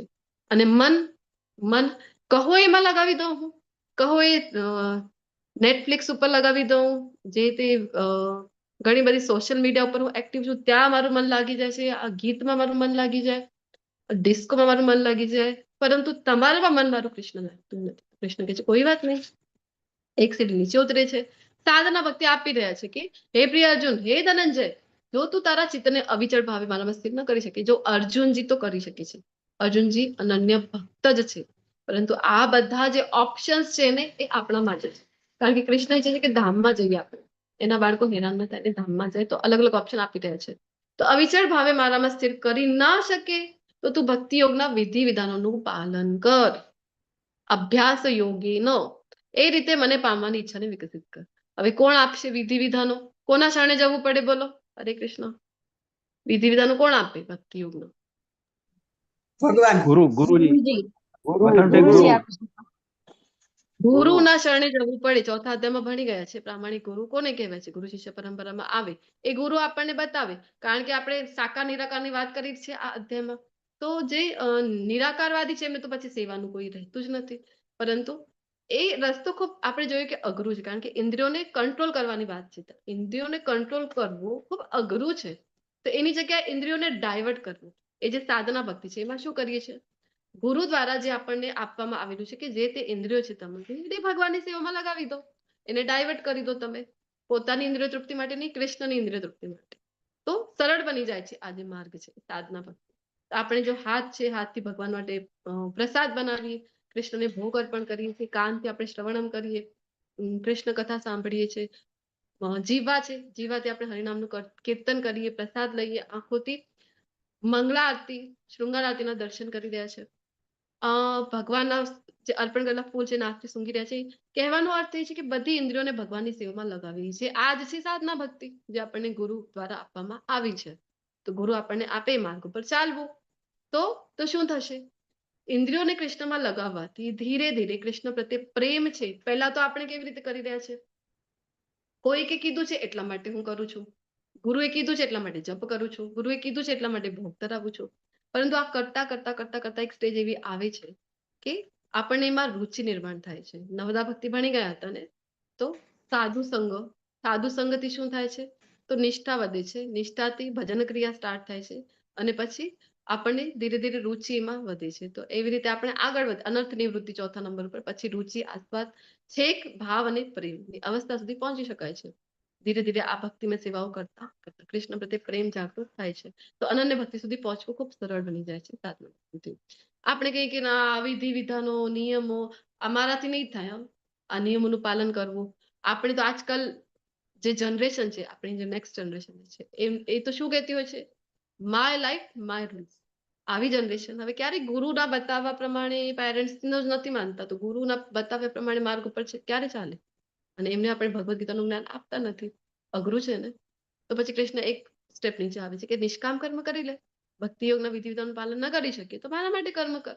તને જે કંઈ આવડે છે એ તું, ધારો અહીંયા ઉદાહરણ આપેલું છે કે જે કન્સ્ટ્રક્શનનું કામ આવે છે, તો મંદિર નિર્માણ થઈ રહ્યું છે, ત્યાં જઈને કોઈ વ્યક્તિ કહે કે મને આ સેવા આપવી છે, તો આવી રીતે મારા માટે કર્મ કર. તો શું થશે? ધીરે ધીરે ત્યાં જશે મંદિર નિર્માણમાં, ત્યાં જોશે કે ભક્તો આવે છે, એમનો સંગ પ્રાપ્ત થાય, જોશે કે માળા કરી રહ્યા છે, એ પોતે પણ સાધના ભક્તિ એક સ્ટેજ ઉપર આવી જશે. અને આવું કરતા કરતા અનન્ય ભક્તિ સુધી પહોંચી શકાય છે. આપણે કહીએ કે તમારા માટે કર્મ મારાથી થશે નહીં, ટાઈમ ક્યાં છે મારી પાસે, હવે તો 24 કલાકે ઓછા પડે છે. તો કૃષ્ણ કહે છે એવું છે, તો એક કામ કર, તું મારા માટે કર્મ નહીં કર, જે કર્મ કરે છે ને એ જ કર, સકામ કર્મ કર તું. જો મારી આ ભાવનામાં રહીને કર્મ કરવા અસમર્થ છે, તો પોતાના સર્વ કર્મના ફળોનો ત્યાગ કરી દે. એ તો કરી શકશે ને, જે તારે રૂટીન છે ને એ જ કરવાનું છે, ફળ પ્રત્યે અનાસક્ત. આ કરી શકીશ તું? જન કલ્યાણ માટે થોડું ઘણું જે કમાય છે એમાંથી અમુક ભાગ છે દાન કરી દે, મંદિર નિર્માણ માટે આપી દે, થોડુંક સમયનું દાન આપી દે, આવું બધું કંઈક તો કરી શકીશ. અને આવું કરતા કરતા શું થશે? તો એક એક સ્ટેપ ઉપર જશે. કૃષ્ણ માટે કર્મ કરવાની ઈચ્છા થશે, સાધના ભક્તિ ને કૃષ્ણની અનન્ય ભક્તિ. તો આપણે કહીએ કે ના ના, કર્મ હું કરું અને ફળની આશા નહીં, ફળ પ્રત્યે અનાસક્ત, તો આવું પણ મારાથી થશે નહીં. હું તો કર્મ જ એટલે કરું છું કે કંઈક ફળ મળે મને. આજકાલ આપણે જોઈએ છે ને, કાંઈ પણ કર્મ કરવા માટે કહીએ, આપણે બાળકોનું જ ઉદાહરણ લઈએ તો ફાયદો શું છે? પહેલું આપણને આ જ પ્રશ્ન પૂછવામાં આવે છે, કારણ કે આપણી પોતાની ટેન્ડન્સી પણ એવી છે, ફાયદા વિના આપણે કંઈ કરીએ નહીં, એ મારાથી થશે નહીં. તો પછી કૃષ્ણ કહે છે કે આ પણ નહીં કરી શકે, તો પછી એક કામ કર, જ્ઞાનોપાર્જનમાં પરોવાઈ જા, તું જ્ઞાનમાં આગળ વધ. અને જો કે જ્ઞાન કરતા ધ્યાન શ્રેષ્ઠ છે, જ્ઞાન કરતા ધ્યાનને શ્રેષ્ઠ કીધું છે, તો ધ્યાન એટલે શું એ ક્લિયર થઈ જવું જોઈએ. જે આપણે વાત કરી કે મહાકુંભમાં જે યોગીઓ હતા, એક હાથ ઊંચો કરવાનું, એક પગ પર ઉભા રહેવાનું, આ ધ્યાન યોગ વાસ્તવમાં જે ધ્યાન યોગમાં કૃષ્ણ નથી, એ ધ્યાન યોગ પણ નથી. તો ધ્યાન યોગ કયું છે સાચું? તો છઠ્ઠો અધ્યાય ભણી ગયા છે તો ક્લિયર થઈ જવું જોઈએ. યમ નિયમ જે કંઈ પણ આપણે ભણ્યા હતા, બધામાં શું હતું? મન ઉપર નિયંત્રણ કરો. અને જ્યારે જ્યારે ધ્યાનની વાત હતી તો કૃષ્ણે કીધું હતું ને કે મારું ધ્યાન કરવું, પરમેશ્વરનું ધ્યાન કર, મારું ધ્યાન કર, એવું કીધેલું છે. તો જે ધ્યાનમાં કૃષ્ણ નથી એ તો ધ્યાન પણ વ્યર્થ છે. તો એટલા માટે જ્ઞાનથી આગળ ધ્યાનને કીધું છે, કારણ કે અહીંયા કૃષ્ણ માટે ધ્યાન કરવાની વાત છે. આ રિવાઇઝ કરાવી રહ્યા છે કે પણ જો કે જ્ઞાન કરતા ધ્યાન છે એ શ્રેષ્ઠ છે, પરંતુ એના કરતા પણ શ્રેષ્ઠ છે કર્મફળનો ત્યાગ. કારણ કે આ કરતા કરતા ને તું ધીરે ધીરે મારા માટે કર્મ કરવા માટે તું તૈયાર થઈશ અને ધીરે ધીરે સાધના ભક્તિ તરફ આગળ વધીશ. અને એનાથી જ કર્મફળનો ત્યાગ કરીશ ને, તો કારણ કે કર્મફળ પ્રત્યે આસક્તિ જ મેઇન આ ટ્રેપ છે મોટું, આપણને ફસાવી દે છે. તો એનાથી મુક્તિ તને મળશે, અને મુક્તિ મળશે તો શાંતિની અનુભૂતિ થશે. હવે ઘણા બધા ગુણો આજના અધ્યાયમાં કીધા છે કે કેવા ભક્તો પ્રિય છે. તેના માટે ઉદાહરણો આપેલા છે કે જે મનુષ્ય કોઈનો દ્વેષ કરતો નથી, જીવ માત્રનો દયાળુ મિત્ર છે. પોતાને સ્વામી માનતો નથી. ખૂબ મહત્વનું છે ને, આપણે બધાને તો સ્વામી બનવું છે. કોઈને ઘરમાં સ્વામી બનવું છે, કોઈને જોબ ઉપર સ્વામી બનવું છે. સ્વામિત્વની ભાવના આપણી અંદર છે. તો કૃષ્ણ કહે છે કે ના, સ્વામી માનતો નથી. એને ખબર છે સ્વામી તો એક જ છે, કૃષ્ણ.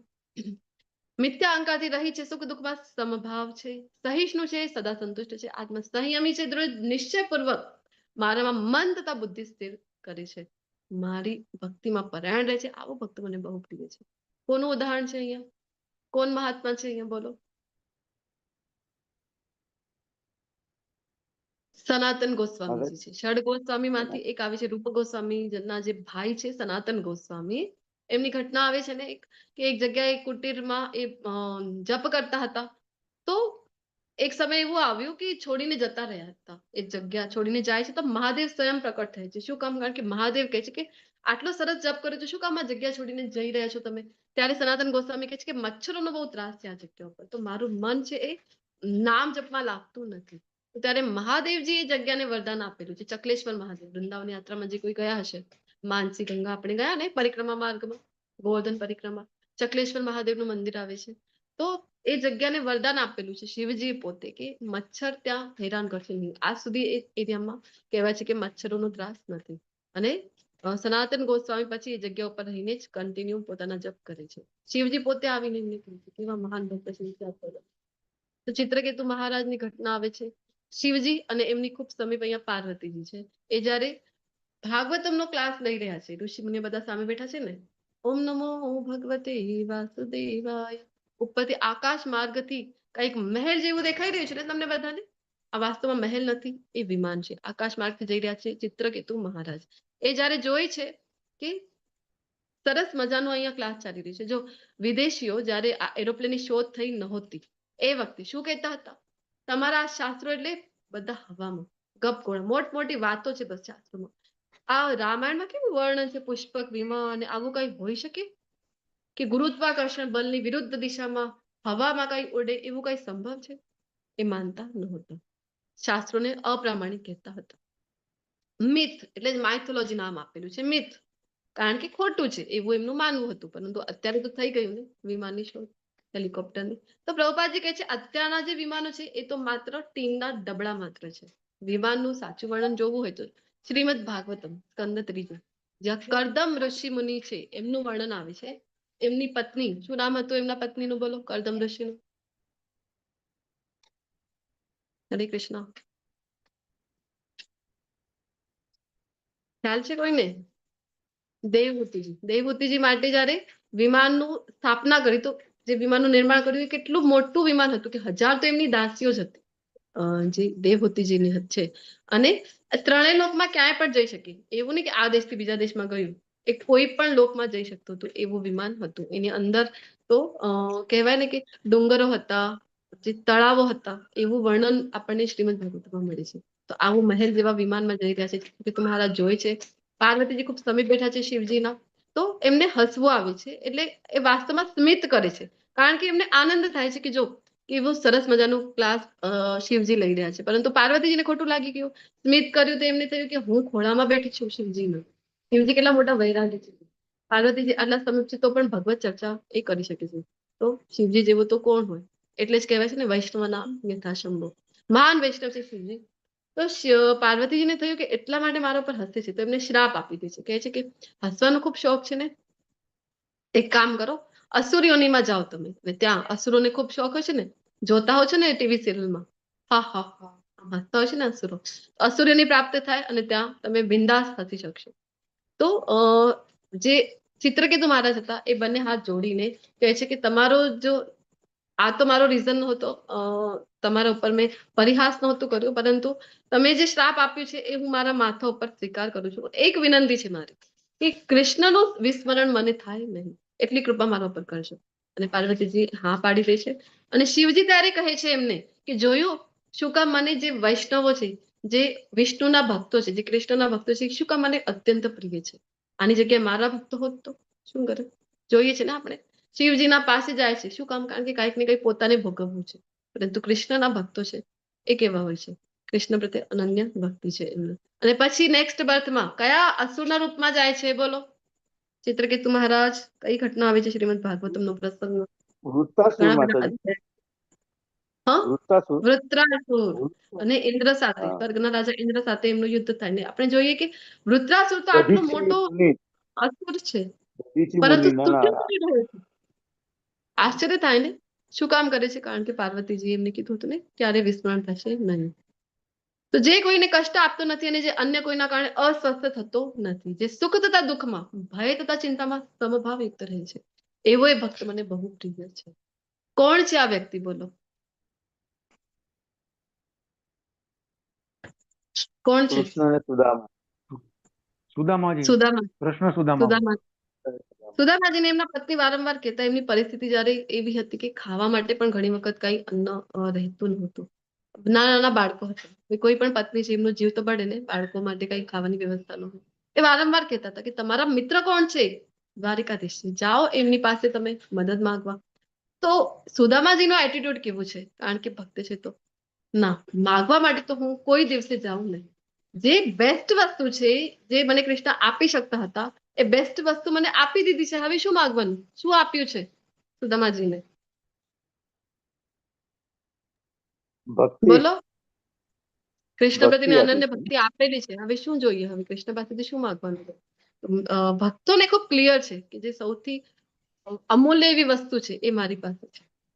કહે છે ને મીરાબાઈ, ખર્ચે ન ખૂટે, ચોર ન લૂટે, दिन दिन बढ़त सवायो, आयो जी मैंने રામ राम રટન धन पायो. ધન પાયો. ખર્ચો કરવાથી ખૂટી જાય છે. આપણે કોઈ વસ્તુને ખર્ચ કરીએ તો ખૂટે છે. ડિપ્રેસિએશન તમને બધાને વધારે ખ્યાલ હશે. અને ચોર આવી જાય, કોઈ વસ્તુ આપણી પાસે ખૂબ અમૂલ્ય વસ્તુ છે તો કેટલો ભય હોય છે કે એ ચોરી જશે. પરંતુ મીરાબાઈ કહે છે કે ના, મારી પાસે જે અમૂલ્ય વસ્તુ છે એ કેવી છે? એ તો ખર્ચ કરવાથી તો ખૂટતી નથી, ચોરને લૂંટવાનો કોઈ ભય નથી, પરંતુ દિન દિન બઢત સવાયો, એ તો પ્રતિદિન વધતી જાય છે. આ જે અમૂલ્ય વસ્તુ છે કઈ છે? તો કહી રહ્યા છે કે રામ રતન ધન પાયો, કૃષ્ણની ભક્તિ છે, રામની ભક્તિ છે, એ મારી પાસે છે. તો સુદામાજીને પણ ખૂબ ક્લિયર છે કે ભક્તિ તો આપી છે, હવે શું માંગવાનું? પરંતુ એમના પતિ સાથે મળવા તો જાઓ, તૈયાર થઈ જાય છે અને ચોખા અથવા તો પૌવા લઈને જાય છે, જે પણ બાજુથી પડોશથી એ લઈ આવ્યા હતા એમના પત્ની. અને પછી કૃષ્ણને તો જો, કૃષ્ણ કેટલા ભક્તવત્સલ છે, સુદામાજીના પગ પોતે પખાડી રહ્યા છે. રૂકમિણીજી છે એ પોતે અહીંયા આપણે જોઈએ તો ચામર ઢુલાવી રહ્યા છે એમને. અને કૃષ્ણ છે એ પહેલું જયારે ખાય છે એ પૂછે છે કે મારા માટે શું લઈ આવ્યા? અને સુદામાજી કહે છે કે ના ના, કાંઈ નથી. કારણ કે જયારે એ કાચા તાંદુલ છે અથવા તો પૌવા છે એ કેવી રીતે આપવાના કૃષ્ણને? આટલા મોટા સામ્રાજ્યના જે સ્વામી છે એમને હું કેવી રીતે આપું? તો છુપાવી દે છે કે ના ના, કાંઈ નથી મારી પાસે. તો કૃષ્ણ કહે છે, અચ્છા, આદત ગઈ નથી ને તારી? ગુરુકુલમાં પણ એવું જ કર્યું હતું ને, મારા ભાગના ચણા ખાઈ લીધા હતા. હવે પણ ભાભી મોકલ્યો હશે, આમ જ તને ન મોકલે. બતાવ. અને ખેંચી લે છે જે પોટલી છે એ. અને પોતે જયારે પ્રથમવાર ખાય છે તો એમને પોતાના જેવું જ જે ઐશ્વર્ય છે, એવું જ મહેલ છે એ પ્રદાન કરી દે છે. અને બીજી વાર જયારે ખાય છે કાચા તલનો, વિચાર કરો એ કેવું ખોજતું હશે કૃષ્ણના ગલામાં. તો પણ ભક્તવત્સલ છે તો ખાઈ લે છે. અને એમના પત્નીને પછી લક્ષ્મીજીની કૃપાથી એવું જ સૌંદર્ય છે એ પ્રાપ્ત થાય છે, એવી જીવાની પ્રાપ્ત થાય છે. અને ત્રીજી વખત હજી ખાવાના હતા તો રૂક્ષ્મણીજી રોકે છે, ના ના, એકલા જ ખાઈ જશો, અમને નહીં આપો. કારણ કે હવે ખબર હતું રૂક્ષ્મણીજીને કે હવે જો ખાઈ લેશે તો અમને બધાને એમની સેવામાં મોકલી દેશે. તો રોકી દે છે ત્યારે. એટલા માટે જ કૃષ્ણ માટે કહેવામાં આવે છે ને, સુદામાનો મિત્ર મારો દ્વારિકાનો નાથ છે, એણે મને માયા માયા લગાડી. લગાવી રે. તો જે ભક્ત પ્રવૃત્તિઓના સામાન્ય ઘટનાક્રમ પર અવલંબિત રહેતો નથી, જે પવિત્ર, નિપુણ, ચિંતા રહિત તથા સમસ્ત દુઃખોથી મુક્ત છે અને કોઈ ફળ માટે પ્રયાસ કરતો નથી. એટલા માટે સુદામાજીનું ઉદાહરણ લીધું છે, ફળ માટે કોઈ પ્રયત્ન નથી, તે મને અત્યંત પ્રિય છે. અહીં વ્યક્તિ કોણ છે? બોલો. ગઈકાલે આપણે કયો દિવસ મનાવ્યો છે એ બોલો. ચલો. પ્રહલાદજી છે માતાજી. હોળી, હોલિકા હોળી, દહન હોળી, કાલે ગયું. હોળા, હોલિકા દહન હોલિકા દહન. ગઈકાલે કર્યું, બધાએ દર્શન કર્યું હશે, પ્રદક્ષિણા કરી હશે ને.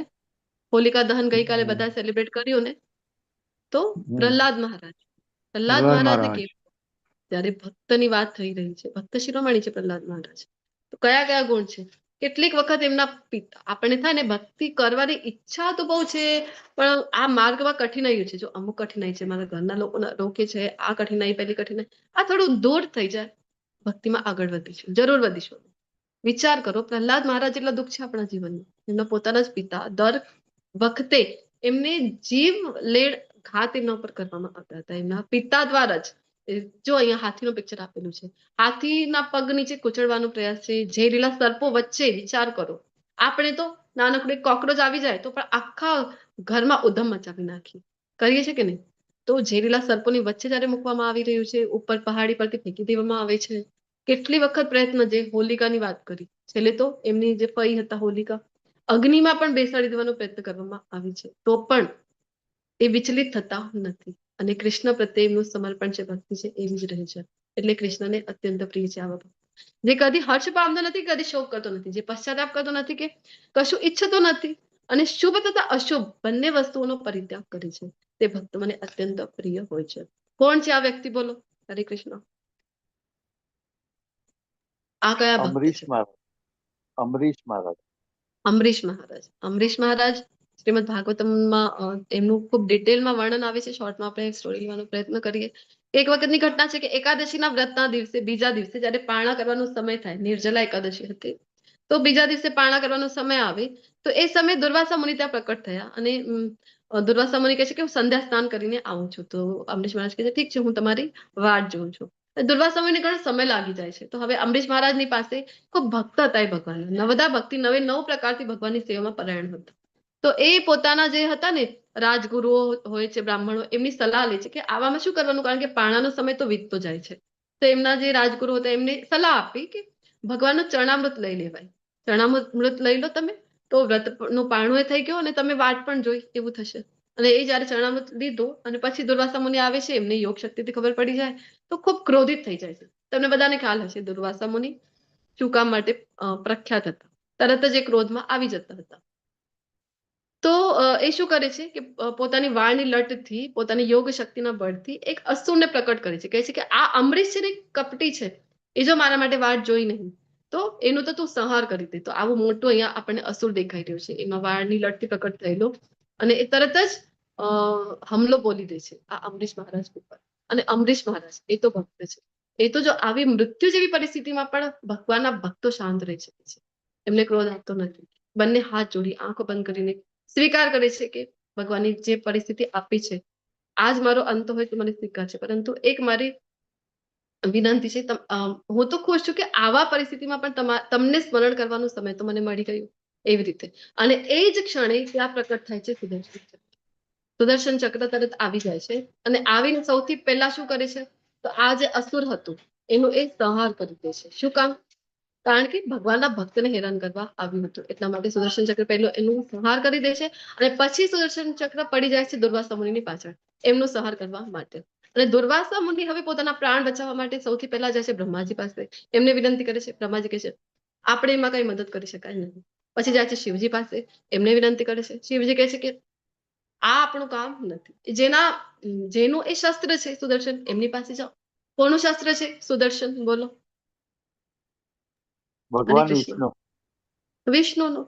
તો એ જાય છે વિષ્ણુજી પાસે, એમને વિનંતી કરે છે.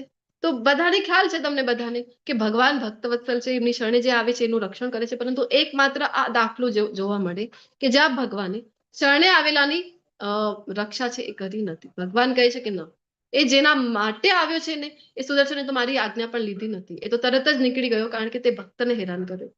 તો જેના માટે આવ્યો છે અમરીશ મહારાજ, એમની પાસે જાઓ, એમની શરણમાં જાઓ. એ જો ક્ષમા કરે ને, તો સુદર્શન થી તારું રક્ષણ થઈ શકે છે. વિચાર કરો, એ ભક્ત પાસે મોકલી દે છે. ભગવાન પોતે કહી રહ્યા છે આ પ્રસંગમાં, અહમ ભક્ત પરાધીન, કે હું તો મારા વશમાં નથી, હું તો મારા શુદ્ધ ભક્તોના વશમાં છું. કૃષ્ણ પોતે કહી રહ્યા છે. એક સરસ મજાનું ભજન પણ છે ને, ભગત કે વશ में है भगवान, भगत के वश में है भगवान. કારણ કે આવા ભક્તો છે ભગવાનના, તો એ ભગવાનને અતિ પ્રિય છે. તો એમના માટે કૃષ્ણ કાંઈ પણ કરવા તૈયાર થઈ જાય છે. આપણે વાત કરીને એમના માટે લોટ પણ દળવા તૈયાર છે, એમના વાસણ પણ માંજવા તૈયાર છે. એમના માટે ડ્રાઈવર બનવા પણ કૃષ્ણ છે એ તૈયાર છે કે છે, હું તો મારા વશમાં છું જ નહીં, હું તો મારા ભક્ત અહમ ભક્તો પરાધીન. પછી દુર્વાસા મુનિ જઈને એમને પ્રાર્થના કરે છે. ને અમરીશ મહારાજ તો કેવા ભક્ત છે, શું કામ આટલા બધા જે ગુણો અહીંયા આપેલા છે એ બધા ગુણો અમરીશ મહારાજ ધરાવી રહ્યા છે. એટલે કૃષ્ણ કહે છે મને અત્યંત પ્રિય છે. અમરીશ મહારાજ પ્રાર્થના કરે છે કે હે ભગવાન, અત્યાર સુધી જો તમારી ભક્તિ મેં 1% પણ કરી હોય મનથી, તો પછી મારી એ ઈચ્છા છે કે એ ભક્તિના ફળ સ્વરૂપે તમે દુર્વાસા મુનિનો જે પ્રાણ છે એનું રક્ષણ કરો. વિચાર કરો, જે શત્રુઓ પ્રતિ અને મિત્રો સાથે સમાન રીતે વર્તન કરી શકે છે અમરીશ મહારાજ જેવા ભક્તો. તો જે માંદ તાપમાનમાં ઠંડી ગરમી સુખ દુઃખ કીર્તિ અપકીર્તિમાં સમભાવ રહી શકે છે. દુસંગતિ સદા અડગો છે, સદા મૌન. મૌન એટલે કે બોલવાનું નહીં. આચાર્ય આપણને કહે છે મૌન એટલે કે કૃષ્ણ વિનાની જે ફાલતુ બકબક છે એ કરવી નહીં, કૃષ્ણની ચર્ચા કરવી. મળે તે વસ્તુથી ખુશ છે, નિવાસ માટે કોઈ એક્સ્ટ્રા પ્રયત્નો કરતો નથી, ને જ્ઞાનમાં દૃઢ છે, આ ભક્તિમાં સંલગ્ન છે. આવો ભક્ત કહી રહ્યા છે મને અત્યંત પ્રિય છે. આ કોણ છે વ્યક્તિ, બોલો મહાન? બસ આપણે હવે ટૂંક સમયમાં આ સેશન પૂરો કરીએ. કોણ છે આ મહાન ભક્ત? બોલો. હરે કૃષ્ણ. બિલ્વમંગલ ઠાકોરજી મહારાજ. હરે કૃષ્ણ માતાજી. હા, હરે કૃષ્ણ. ખૂબ ખૂબ ધન્યવાદ લલિત કુમાર પ્રભુજી. બિલ્વમંગલ ઠાકોરજી છે. તો પહેલાની વાત છે જયારે ભક્ત બન્યા ન હોતા એ સમયની વાત છે કે બ્રાહ્મણ કુળમાં જન્મ હતો એમનો, અને ખૂબ ધન ધાન્ય સામ્રાજ્ય એટલે કે સારું સમૃદ્ધિ હતી. તો કુંતી મહારાણી કહે છે ને કે 4 વસ્તુઓ છે એ ભક્તિમાં આગળ વધવામાં રૂકાવટ બની છે. ખૂબ સારું તમને કુટુંબ મળ્યું હોય, ધનાઢ્ય કુટુંબ મળ્યું હોય, જ્ઞાન ખૂબ છે અને સુંદરતા ખૂબ છે, તો તમે ભક્તિમાં અવરોધ ઉત્પન્ન કરી છે. તો સેમ આ કેસ થયું બિલ્વમંગલ ઠાકોરની સમક્ષ. ધનાઢ્ય કુટુંબ હતું, સારું કુટુંબ હતું, તો ભક્તિમાં એમને અડથળો નિર્માણ કરે છે. બધી કુટીઓમાં પડી ગયા હતા. અને એમના પિતાનું એક વખતની ઘટના છે કે શ્રાદ્ધ હોય છે. શ્રાદ્ધ હોય છે તો તમને બધાને ખ્યાલ છે કે વિષ્ણુને જયારે અર્પણ કરવામાં આવે પછી બ્રાહ્મણ ભોજ, અને પછી જ એ બધા પ્રસાદ ગ્રહણ કરી શકે છે. તો બ્રાહ્મણ જયારે પૂજા કરી રહ્યા હતા તો એ ખૂબ ઘાઈ કરી છે કે બિલ્વમંગલ ઠાકોર જલ્દી જલ્દી પતાવો તમારી વિધિઓ, મને તો જવું છે. કોને મળવા? તો એક ગણિકા જે હતી એના પ્રેમમાં ફસાઈ ગયા હતા. પ્રેમ તો મેં કીધું ને, આવા કેસમાં પ્રેમ શબ્દને યુઝ કરવું પણ મને તો ઉચિત લાગતું નથી. એમાં ફસાયેલા હતા. તો એ કહે છે કે એને મળવા મને જવું છે, તો ઝડપ કરું ને થોડી, તો અને નહીં તો હું નીકળી જાઉં છું. તો પછી બ્રાહ્મણો જે ફૂડ પ્રસાદ હતું એ પેક કરીને આપી દે છે અને લઈને નીકળી જાય. અને જાય છે તો નદી પાર કરીને, પેલી જે ગણિકા હતી ચિંતામણીનું નામ હતું, તો નદી પાર કરીને રહેતી હતી. તો નીકળે છે તો રોજ તો નદી પાર કરવા માટે ત્યાં એક નાનકડી હોડી હોય છે, આજે તો એ પણ નથી. અને વરસાદ આવી રહ્યું છે, અંધારું છે, કેવી રીતે જઈશું? તો એક લાકડા જેવું કંઈક દેખાય છે, એનો સહારો લઈને એ નદી પાર કરી જાય છે. જ્યાં નદી પાર કરીને ઉતરે છે, જોઈ છે ધ્યાનથી, તો શું? તો જેના લાકડો સમજીને ગયા હતા એ તો કોઈનો શબ હતું, મૃતક દેહ હતું, ડેડ બોડી. પછી ત્યાંથી નીકળીને જાય છે તો એક મોટું જે છે કહેવાય ને કે કમ્પાઉન્ડ વોલ મોટી બાંધેલી હતી એના ઘરની બહાર. તો એ પાર કરવા માટે કંઈક દોરડા જેવું શોધે છે, મળતું નથી. એક કંઈક દેખાય છે લટકી રહ્યું છે, તો એનું સપોર્ટ લઈને ચડીને બીજી બાજુ જાય છે. એટલામાં તો વીજળી છે ત્યાં ઝબકારો મારે છે. વીજળીના ઝબકારામાં જોઈ છે તો શું, એટલે દોરડો સમજીને ગયા, એ તો સર્પ હતું. પછી ત્યાંથી જાય છે અને દરવાજો ખડખડાવે છે જોરથી. એ હજી સુધી દરવાજો બારણું ખોલતી નથી. તો કહે છે કે આટલા કષ્ટો સહન કરીને આવે છે ને, તો બારણા બંધ કરીને બેઠી છો. અને પછી ચિંતામણી જ્યારે દ્વાર ખોલે છે તો એના હૃદયમાં, ચિંતામણી ગણિકાના હૃદયમાં બિલ્વમંગલ ઠાકોરના પૂર્વ જન્મના જે ગુરુ હતા, કારણ કે ગુરુ આપણો સાથ ક્યારે છોડતા નથી, જ્યાં સુધી ભગવત ધામ ન પહોંચાડે આપણો સાથ છોડતા નથી. તેમના હૃદયમાં પ્રેરણા કરે છે અને એ પછી બોલે છે કે આ હાડ માંસના શરીર માટે તમે આટલું બધું કષ્ટ વેડફ્યો, આના કરતા અડધું પણ જો પ્રયત્ન કૃષ્ણ માટે, કૃષ્ણની ભક્તિ માટે કર્યું હોત તો તમને તો ભગવત પ્રાપ્તિ થઈ જાત. તેમ આવું જ કેસ આપણે જોવા મળે છે કે ગોસ્વામી તુલસીદાસજીના જીવનનો પણ આવો જ પ્રસંગ આપણને જોવા મળે છે. આ બિલ્વમંગલ ઠાકોરજીનો છે. અને એ જયારે કહે છે તો એમને પણ સ્ટ્રાઇક થાય છે કે હા, વાત તો સાચી છે. તો કહે છે કે ના, હું પણ હવે મારા જીવનનો ધ્યેય એ જ છે કૃષ્ણ પ્રાપ્તિ. નીકળી જાય છે. રસ્તામાં એક સુંદર સ્ત્રી મળે છે. તો પૂર્વ કર્મ એવા હતા, પહેલાના સંસ્કારો એવા હતા જેના લીધે સ્ત્રીને જોઈને મોહિત થઈ જાય છે એની સુંદરતા ઉપર, અને એનો પીછો કરવા લાગી જાય. અને સ્ત્રી જઈને પોતાના પતિને કમ્પ્લેન કરે છે કે આ માણસ ક્યારથી મારો પીછો કરે છે. પછી એ પૂછે છે કે એ ભલા માણસ શું કામ મારા પતિના પાછળ આવ્યો છે. અને બિલ્વમંગલ ઠાકોર ત્યારે કહે છે કે 1 મિનિટ માટે તમારા પત્નીને બોલાવી આપો ને. અને એ બોલાવે છે, સજ્જન પુરુષ હતા, બોલાવે છે. અને એમની પત્નીને પછી બિલ્વમંગલ ઠાકોર કહે છે કે એક પ્રાર્થના છે મારી, તમારા વાળમાં જે પિન છે ને એ મને આપો ને. અને પછી એ સ્ત્રી છે આપી દે છે પોતાના વાળની પિન. અને બિલ્વમંગલ ઠાકોર શું કરે છે, એ લઈને પોતાની બંને આંખો ફોડી નાખે છે. શું કામ? કારણ કે આ આંખો છે જે મને ફસાવી રહી છે સુંદરતામાં, બીજા બધા વિષયોમાં. એ મને જોઈતી જ નથી. એ મને કૃષ્ણ પ્રત્યે પ્રેમ કરવામાં અડથળો નિર્માણ કરે છે. અને આવું ઉદાહરણ આપણે પોતે એને ફોલો કરવાનું નથી, પરંતુ અહીંયા સમજી રહ્યા છે કે શુદ્ધ ભક્તો કેવા હોય છે. અને પછી નીકળી જાય છે વૃંદાવન જવા માટે, અને વૃંદાવન જાય છે અને ખૂબ ભક્તિ કરી છે ભગવાનની. આટલા સુંદર સુંદર પદ્વ છે ને, ની રચના કરેલી છે બિલ્વમંગલ ઠાકોરજી દ્વારા. તો કૃષ્ણ પોતે આવે છે, જો આમ બેસીને સાંભળી રહ્યા છે, સાંભળે છે કે નહીં? તો મુક્તિ તો એમના ચરણે હતી. મુક્તિની દેવી સાક્ષાત આવતી હતી કે ચાલો હું તમને મુક્તિ અપાવું. તો શું કહેતા હતા બિલ્વમંગલ ઠાકોર? મુક્તિ નહીં, મુક્તિ તો મારા પગની ઠોકરી છે, મને તો ભક્તિ જોઈએ છે.